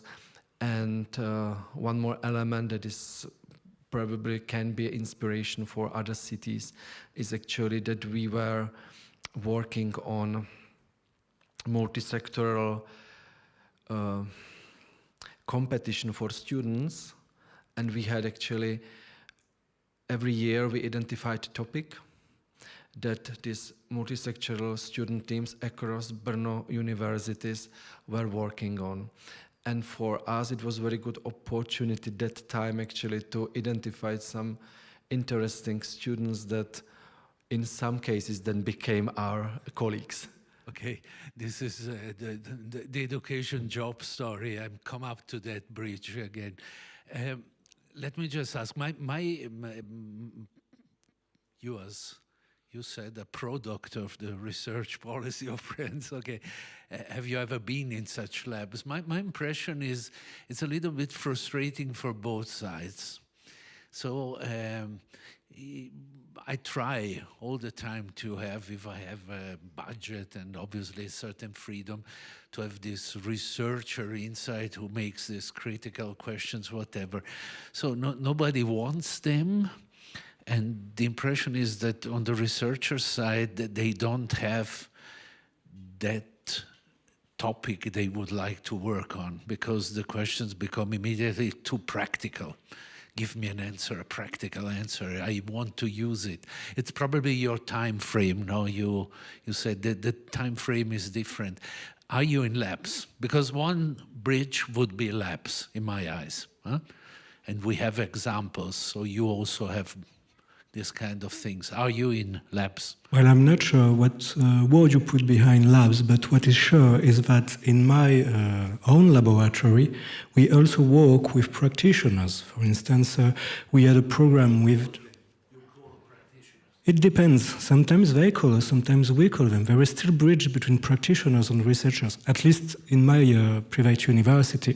So, for instance, we have a program with the French Federation of Property Developers, and they give us the data. Sorry, there is still data in the questions. So they give us the data, and they ask us to make some provision according to the data they have in mind. So we work with them, and we find compromise between our research question and their needs for provision. And which I think is really interesting is that this is a way for us to communicate and to better understand what we are looking for to these collaborations.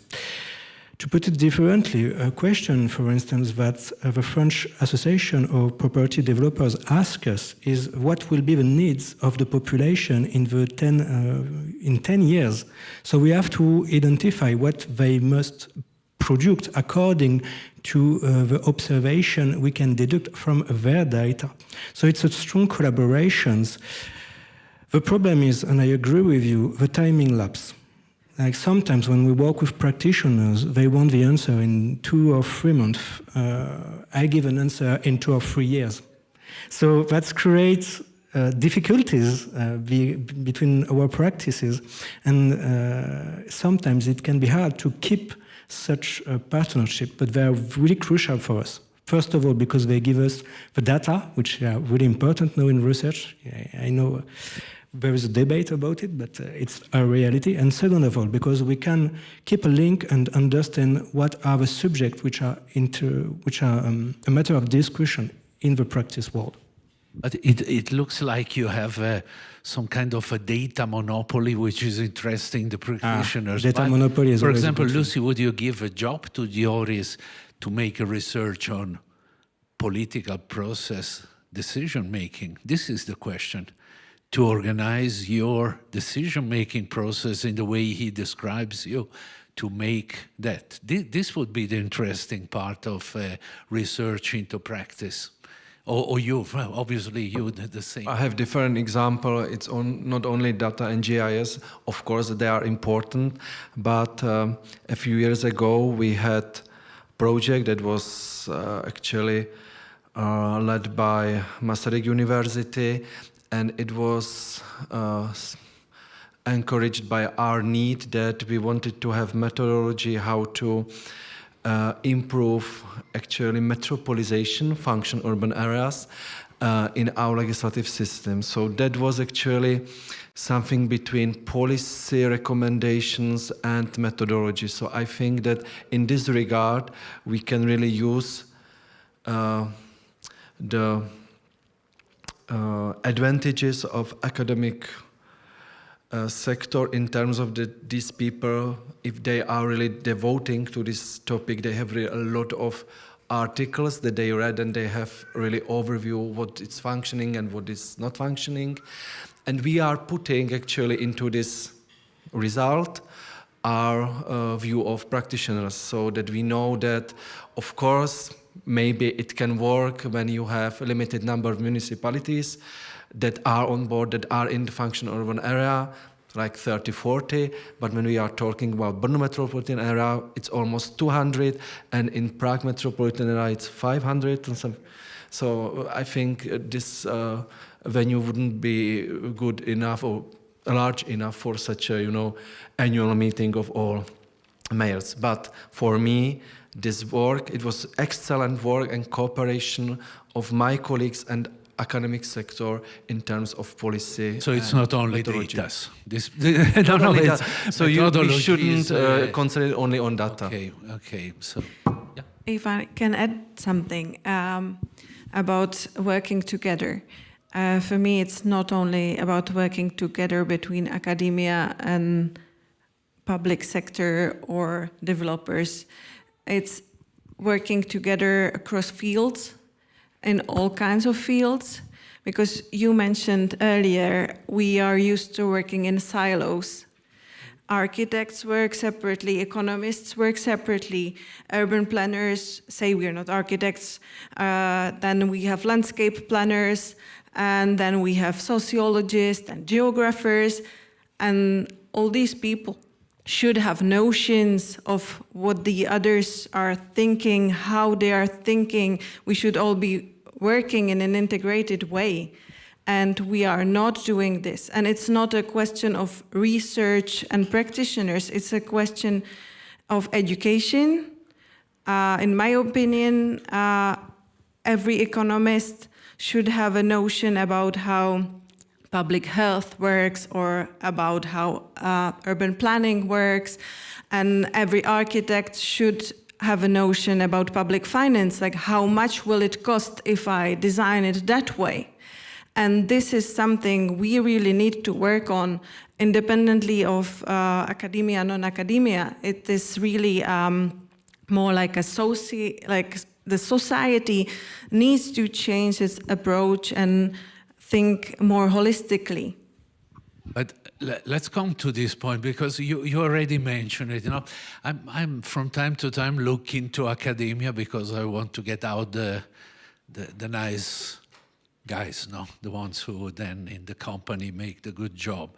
So we make a bad joke. After years of study, we need at least 3 years to make them useful. This is my thesis. Do you educate? But there was a critical question in the discussion after your presentation. Where is the public planning? No, so there is a certain difficulty to understand what are the skills. This is not a research question, it's an education, but it's often linked. No, I'm used to be into research, and I got educated, and I could go out and then try to solve things. Are you interested in students coming out from academia, or do you ask 3, 4, 5 years of experience because then they are useful? Do they give you what you need? We within Trigema, we cooperate a lot with the students from different industries, different areas, mainly the technician guys, but because we are also a data-driven company, so we cooperate with students from some IT schools, etc. So there is a huge cooperation. On the other hand, just coming back to the previous discussion, I do not think that the private companies can rely only on the public data and public research. I guess in the 21st century, when we want to be successful and competitive on the market, we should also invest into our own research somehow. And one example to demonstrate it. My boss, the owner of the company of Trigema, he's fast-thinking and very impatient guy, and we work with the public data. But he said, "Okay, but I need the real-time data, and I need it now, and I need it all the time." So we invested into one startup, which is called Flat Zone. It's still the local company, but we would like to expand to other countries soon. We started with Slovakia, and we would like to continue to other countries. So we are able to gather the data about the prices, sales speed of the projects, the volumes of the market, and we take the data from the price list, from the websites of the companies, but also from the land register. We have a very transparent cooperation with the land register in Prague. So right now we have a real-time data which helps us when we assess some project where we are changing our pricing strategy, etc. So we are not only reliable on the public data, but also on our own research within the company. I smile because they make it effective. Huh? Plus, we are trying also somehow to commercialize it. So we are able to provide this data to other companies and to sell it to our services to other companies. But Nikos, you said something to that which made me quite attentive. So you also commercialize your research because you are also a consultant. So is this a way too that you make it effective on the practitioner side? So you use your research to get jobs, consultancy mandates. You did something different now. You make research. This is interesting. Nikos, do you commercialize your research? Is this a way to get into practice? Yes, it's a bit of a glorified way to say it. I mean, I don't have patents or anything, but I do absolutely take the insights from research to practice, to application. It's not as if they're two separate things. It's one comes from the other. But they need the translation and they need a bit of grounding. Use a language which is relevant to the topics that are important in that specific case, and don't delve into a language and a discussion which you would have with your colleagues in academia about, various other things. No, because just provide what is necessary. Yeah. No, I ask you this because then I would like to hear yours. In Switzerland, we split the academic world in two. And we said there is polytechnic universities, and then we have the applied research universities. And they are forced by their mandate to do practical jobs with mandates. They are forced. It's part of their mission. Is this a solution that works for you, Joris? Why not? No. No? No, I don't think that this is the best way to handle the problem. But I'd like to approach the question with a slightly different angle, drawing on what you just said. I've been very interested in the use of alternative data for a long time. And what absolutely struck me, maybe it's now 10 years ago or so, that the first people who really started to work with Twitter data and with the credit card data and all of that stuff were not academics. It's about 10 years ago that two guys, one of them is called Iaconesi, they published a book about urban acupuncture, and one of their project was what they called the real-time museum. And so these were art installations, like in this beautiful room there, and they had the real-time museum Rio and the real-time museum Torino, and then a third city that I forgot. And what did they do?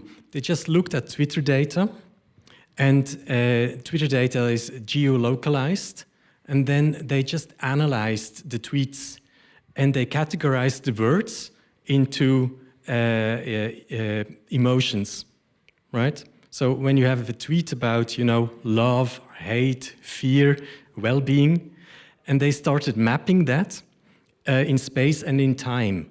And so they created beautiful maps, for instance, of Turin, where they could show these are places of love or anger or fear, but only on the weekday, blah, blah, blah, blah. So, and they also analyzed it with regard to language. So they saw that people who tweet in Italian and only in Italian, and people who tweet in Arabic and only in Arabic, they were both segregated, but people who were sometimes tweeting in Arabic and sometimes in Italian, they were non-segregated. in their geographical patterns. And I mean, this it was just a bloody art project. They were not researchers, and they produced, for me in the time, the most breathtaking urban analysis that was imaginable. So fantastic. And I have been looking for more examples like that, and I hardly find any, right? And I mean, I did a couple of pioneer projects with regard to, for instance, defining urban quality. Like when you ask somebody, define a good atmosphere, you know, then you go to the expert and you do an interview and then you try to write something down. But, you know, this will be really boring. But when you show 2 photographs of urban settings and you say, where would you like to spend some time, in the left or in the right-hand side picture? This is very easy. You can pick that. And we did that 36,000 times. And we programmed an algorithm where you just can let Google Street View or Mapillary images just rush through. And then you generate maps on the basis of a scoring of average people of how they would feel in that setting, right? And we did it with public money and with the involvement of mobility people from the canton. And when we were finished with the project, they were really happy with the project, but they wouldn't use it because that would change their routines, right? And when I talk to my colleagues at ETH and other places, why don't you use this and that data set? Oh, you know, that's very hard to really control. What the heck, you know? And so there are opportunities, and now they are really old. I'm talking about data that is 15 years old. That is old data. And nobody really works with it. And so I think that the real innovation, as always, comes from the margins. So when you ask me where practice, research, whatever comes from, look at urban activists. Look at how in Southeast Asia, people walking with these pirate flags with a straw hat on it, you know, these one-piece demonstrations. Look at how young activist people in Southeast Asia are organizing themselves and how they are reading the city. That's where true innovation comes from. Lucy seemed to be motivated by what you said. There are 2,000 persons who live in the red alarm, which is health problem zone of the Zurich airport, and they just ask to be left there. But they don't want no public authorities to come in. They try to make their own model. Do we accept this? But you wanted to react on the... I wanted to react actually to the previous 3 inputs because this is something like what you talked about non-biased data or free, what was the word you used in your presentation, about data that's like the same for everybody. And I think this is, we have been talking about data we need to be up to date, about data that need to be accurate. Like a lot of it has been about data. Trustful, yeah. But the thing is, this is for me one of the gaps between research and practice. Meaning in research, we are used to always have something very solid. Meaning, for example, for Prague, what you saw, the prognosis, and the numbers for today, this is the number of the official Czech statistics office of number of inhabitants here in Prague. But as David knows very well, this is not the actual number of people who live in Prague, because we have roughly 300,000 people who are not registered as like long-term residents here in Prague. And so if we look at numbers from mobile phone operators, for example, we get to 1.6, sometimes 1.7 million people. If you take the commuters as well, You have almost 2 million people in Prague every day. And what is the correct data set you use for the prognosis of kindergartens? If we start from 1.3, but we already know it's 1.6, but we don't have the data to prove it. Like we can't say the Czech Statistical Office said it's 1.6 because they say it's 1.3 because that's the people who are registered here. How do you approach this? And this is very difficult between academia and like everyday life and political decisions. But we were very briefly to that. Very briefly. I love it that you say that. You know, when you have a Google account, in the disclaimer, the agreement, right, that you sign, you have the right to your own data. And most people don't know that. So you can ask Google, give me my mobility data set since I ever had Google, right? And this is just an absolutely fantastic set of data. And it's not accessible for anybody, but for Google, right? And so we actually once started an initiative, but only just also as a project, to say that everybody should ask for their own Google data. And then you have the most fantastic data set that exists on Earth, you know, with your total spatio-temporal data of the last 15 years or so.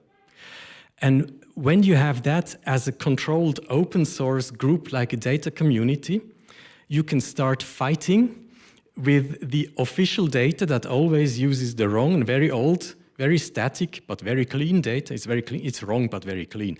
And so you can actually use alternative data that is much more accurate in order to say, when you start planning on my life world, you can at least use my life world data. Otherwise, you will never understand what we really need. And then you shift the whole question of data and analysis into a field that needs to be negotiated. Because today we say, you know, we have a data expert and we have somebody who says this is clean data or this is not clean data or this is reliable data. And so this is a power game. And so I think we have a new arena about, you know, disputing what data is accurate. And I would go for the mobile phone register for sure, and not for the census data, if I would need to plan what's really going on. There were tricks also how to manipulate the Google data. So, but we were taught in the 90s methodological. You can die in the question of the occurrence of data. The question is, how long is the table? Maybe it's enough to say more than 1 meter and less than 10 meters. You don't need to know it's 5 meters 75. So this is a very dangerous question because you risk to remain blocked into action, decision making, because you debate on data. I would like to give a floor, but with one final point that comes more for elderly practitioner, which is the question, how big is the risk that being only practitioner, you lose completely in this fast-changing world where the peaks don't go on for 10 or 20 years, but every year, that you're out. You're completely out. You think, you plan, you put all your analysis with a model which is gone. And there is a question to now the researcher or the educational part. We talk about lifelong education, which means, am I obliged after 20 years to go back somewhere where there is research, education, or whatever?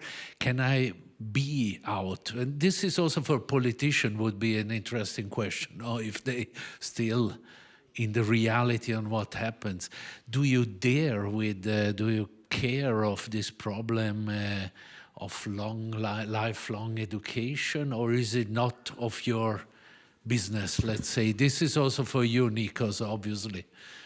No, I think it's a really important question, and you know, I choose as a job to teach. So I really appreciate the ability, first of all, to give my research, my discovery to all the publics, and from another hand, to be able to always question it, my methodology, my ability to understand the questions.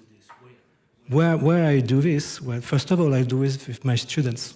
One of the great advantages I have is that I'm teaching to people which also work in companies. Sometimes I have students which are, sometimes I have students who, I do, if you're interested, you can come. Yeah. Yes, in the French real estate practice, the practitioners have an obligation, some practitioners have an obligation to follow complementary formations. So we are still in the contact with them, even the elderly ones. And it's really interesting to give, that's the best part, I think, of my teachings, because I can explain to people how I interpret what they have just lived. I have a really precise example. For instance, we are living a real crisis in the commercial sectors, in the commercial real estates, partly thanks to the COVID and the working from home phenomenon that we observe.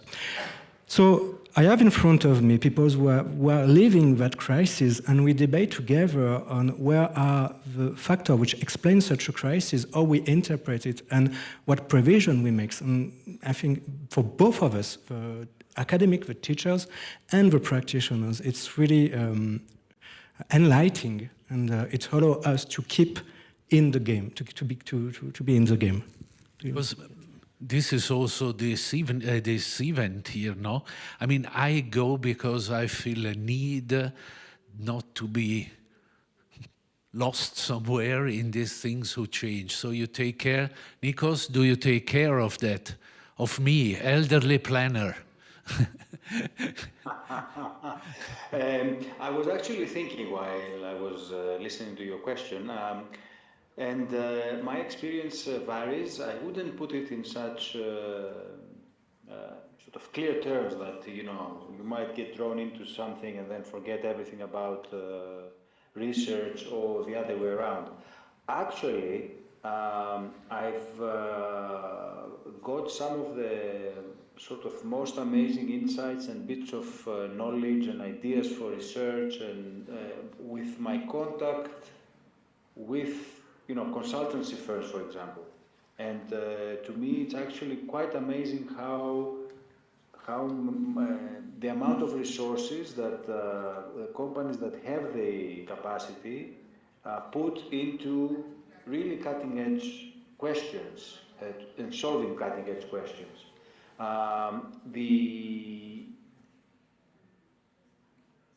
There is always, however, how can I say, the divergence for me is not that you lose touch with the cutting edge when you work in application or in practice, or that you lose touch with practice when you work too much on the theoretical bit. The divergence is that sometimes the language skills are lost to make one relevant for the other. I'm not sure if I'm expressing this correctly myself. It's fine speaking about. But it's what Joris tried to explain in his paper. No, this common language is a really tricky question. Yes. How do we speak? I think for me this is important. And one last phrase.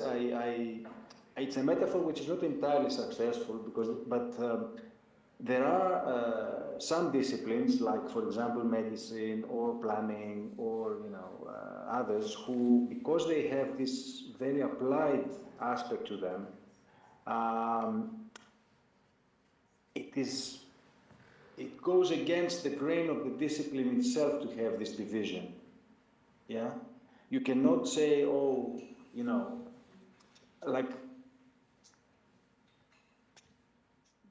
I don't know, he's a wonderful surgeon, but hasn't read a paper for 25 years, or what a wonderful, cardiologist, but last time he read about statins or whatever treatments was 30 years ago when he left university or she left university. That doesn't work, and I don't think it also works in planning and in other disciplines as well. You need both to be good at what you do. So I can be would absolutely be in touch with the field, and safe. A good practitioner would be in touch with the latest developments. Now, I would like, as I promised, to give the floor the possibility to ask or to make comments, even whatever. Do you have still your 6 colleagues with online something you would like to say, or I forgot to ask you, or a point to make? Yeah, František, please. I had plenty of different things I wanted to say, but it's not about presentation, it's about discussion. But one thing is really important. I'm not aware that there would be any single municipal administration that would have position of knowledge manager. Maybe 2 years ago, I met one person that is responsible for this task in administration of Amsterdam. And I was asking her, so actually how she started, because you can actually define this role in different topics, like, you know, to have overview of needs of all departments, what they would like to actually make research on, which thesis or which topics they would need for thesis so that they could bring students nearer to their praxis, maybe future employees. And of course, you can define your own research topic that in the end you will use for your policy methodologies, or I don't know for what.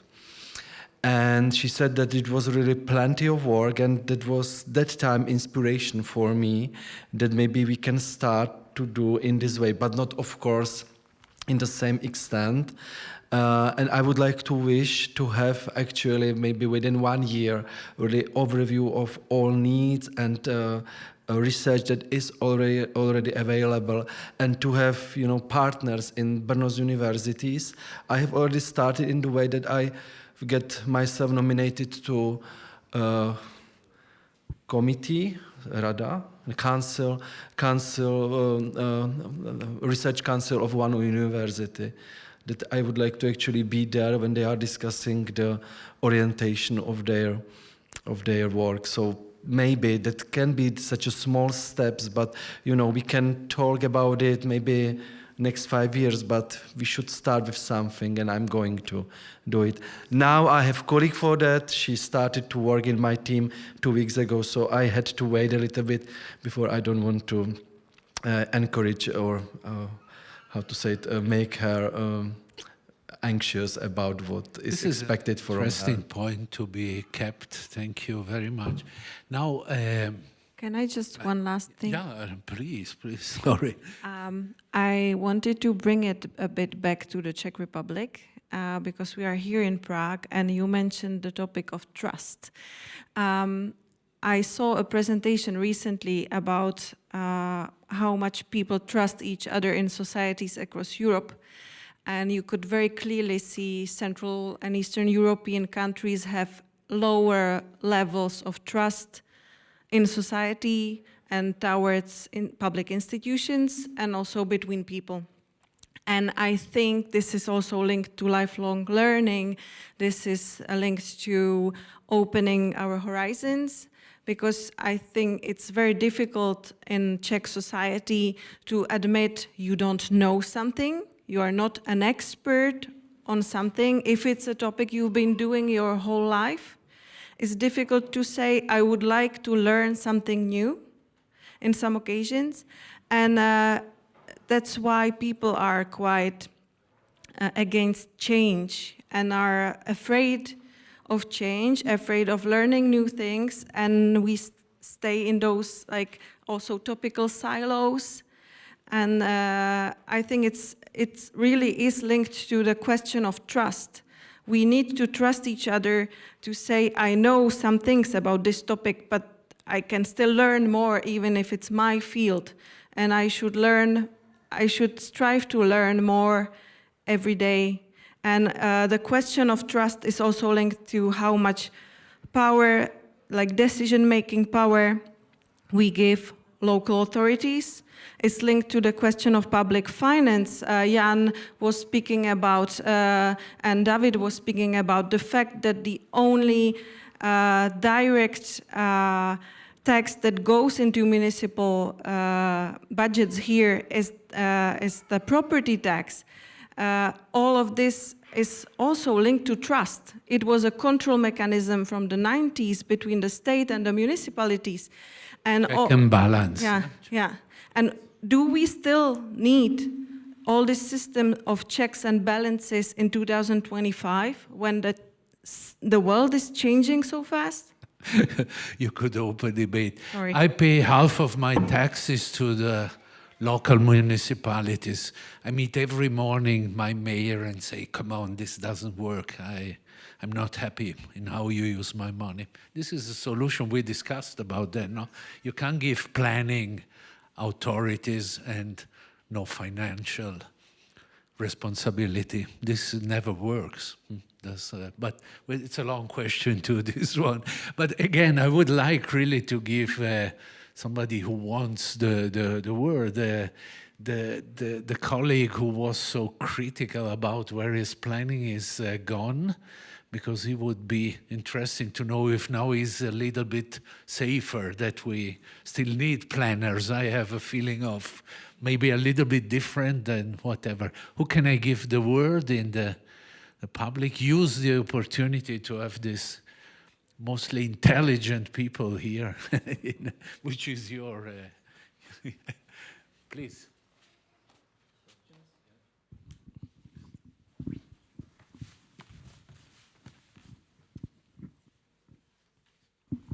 Oh, thank you.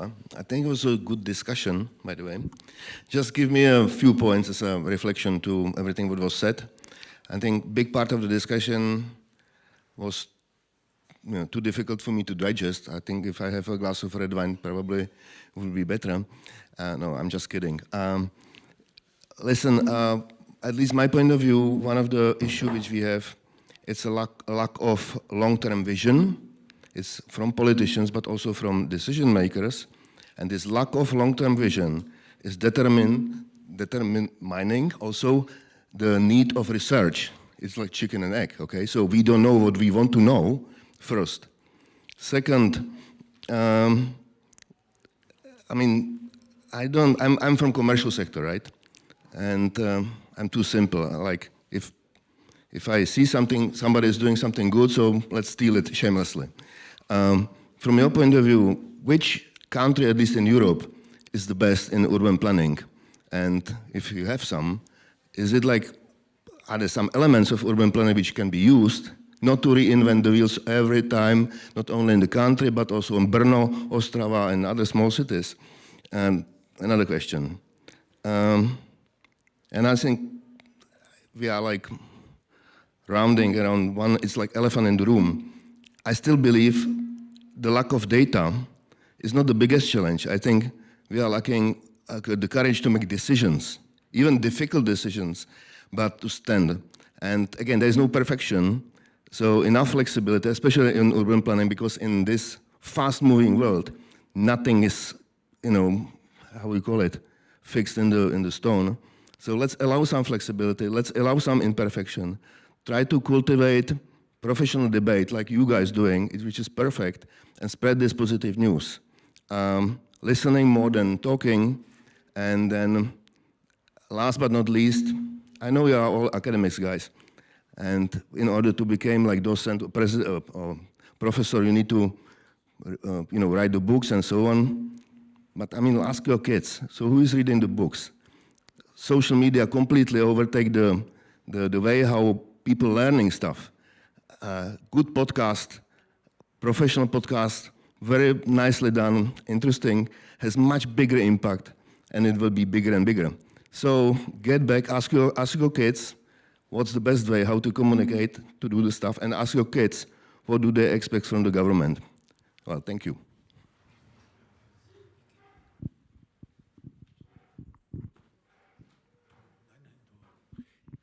There's no need to keep it long, but take your chance to ask questions to person. Can I just have a quick reply? Yes, of course. The last research paper I read was about different cases of land use planning across Europe. So when you asked about what's the best country in planning in Europe, I wouldn't say there is one, but Czech Republic can definitely take inspiration from several different countries, several different systems. What we can take inspiration from France, for example, who do urban planning at a metropolitan level, or they join together local authorities for urban planning. They don't plan on the scale of a little town of 500 inhabitants. We can take the example of German urban planning, where you have more of conceptual plans for urban development, and then for specific areas where you need something more precise, then you go into detail. So this is also something we could take inspiration from.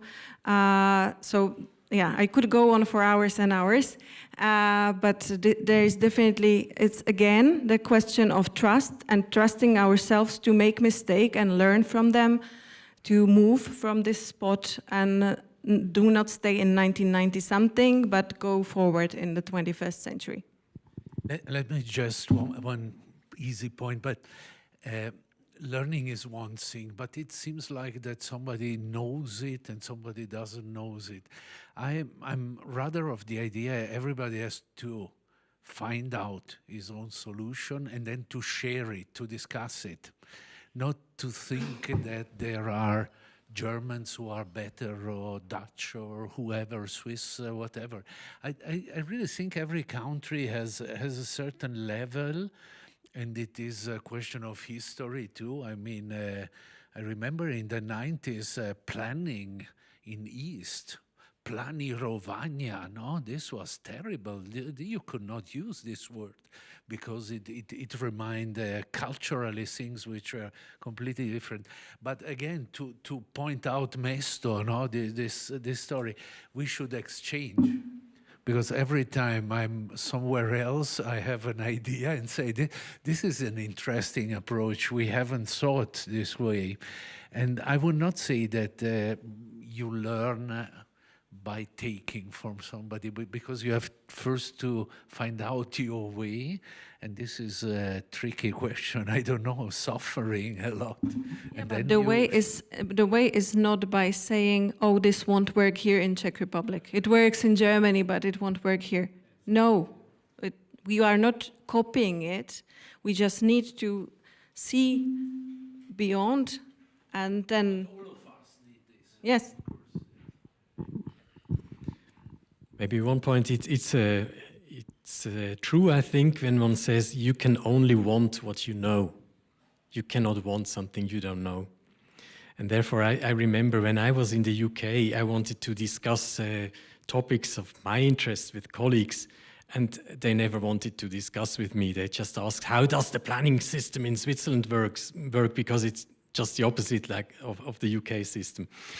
And so this, among us professionals, is very rewarding and enlightening, right? Just, it's so stupid and simple, just asking, how does it work at your place? And maybe I get inspired. But then, when we talk about local knowledge and all of the truths or myths around participation, that you understand people living somewhere as the experts for the neighborhood and stuff like that, okay?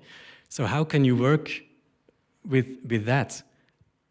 Usually people get very disappointed, because when you just ask people what they want, they always say the 5 same different things, the same things, That's not very interesting. And then when you want to move forward, you get frustrated by a wave of NIMBYism. And then you blame people that, they always ask for participation, and when you want to do something, they are against, right?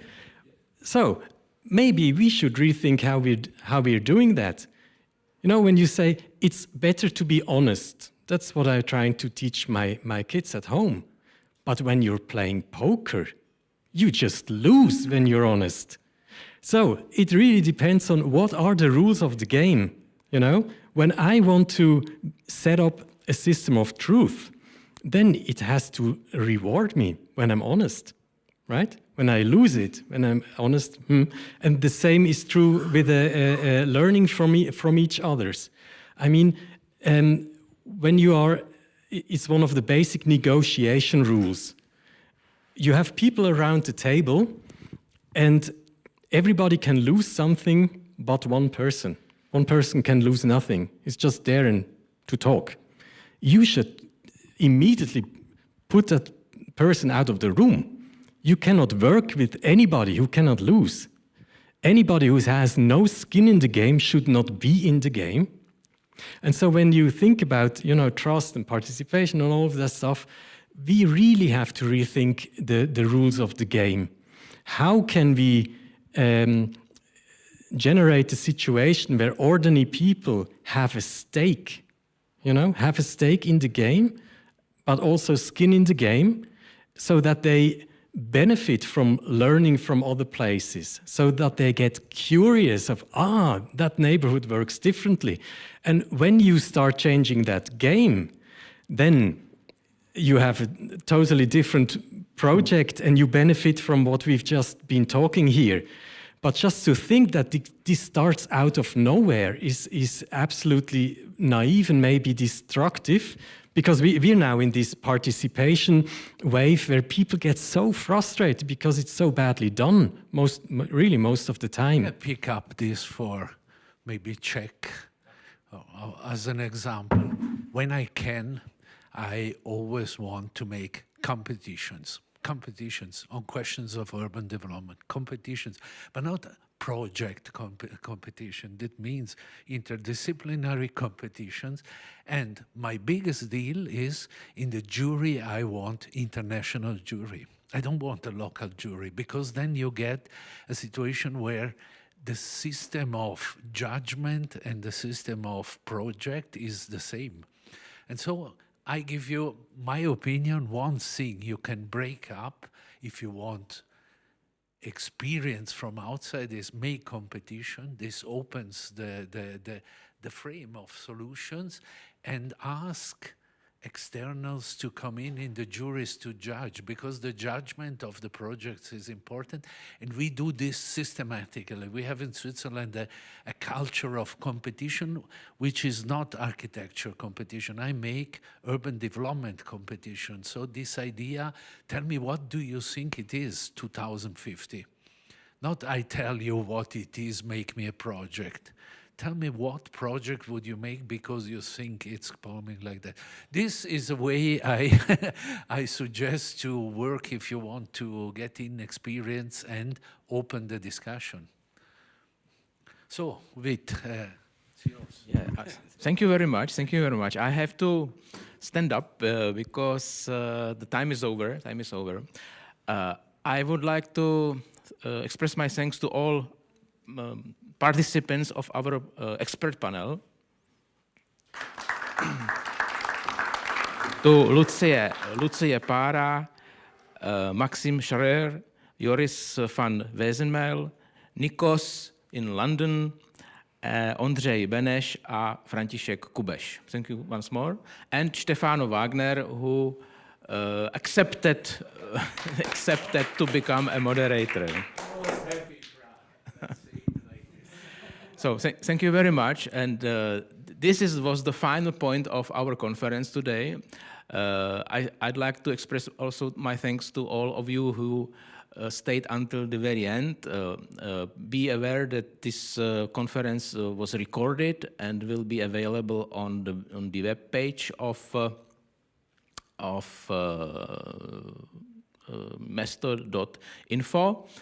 And I hope that there will be other occasions to discuss problems of special planning and economy. I like what Nikos said, that planning is a very complex profession, and there should be both together, you know.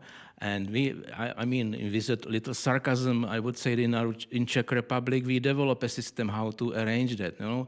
Get a salary of Czech academics and you jump into the practice immediately. So with that, I'd like to express also the thanks not to you, but also to the team. Maybe if I may ask for the last slide, who helped me to organize that. Next slide. There is some two slides in one. Collapsed. So Silva Jablonská, she's not here there anymore.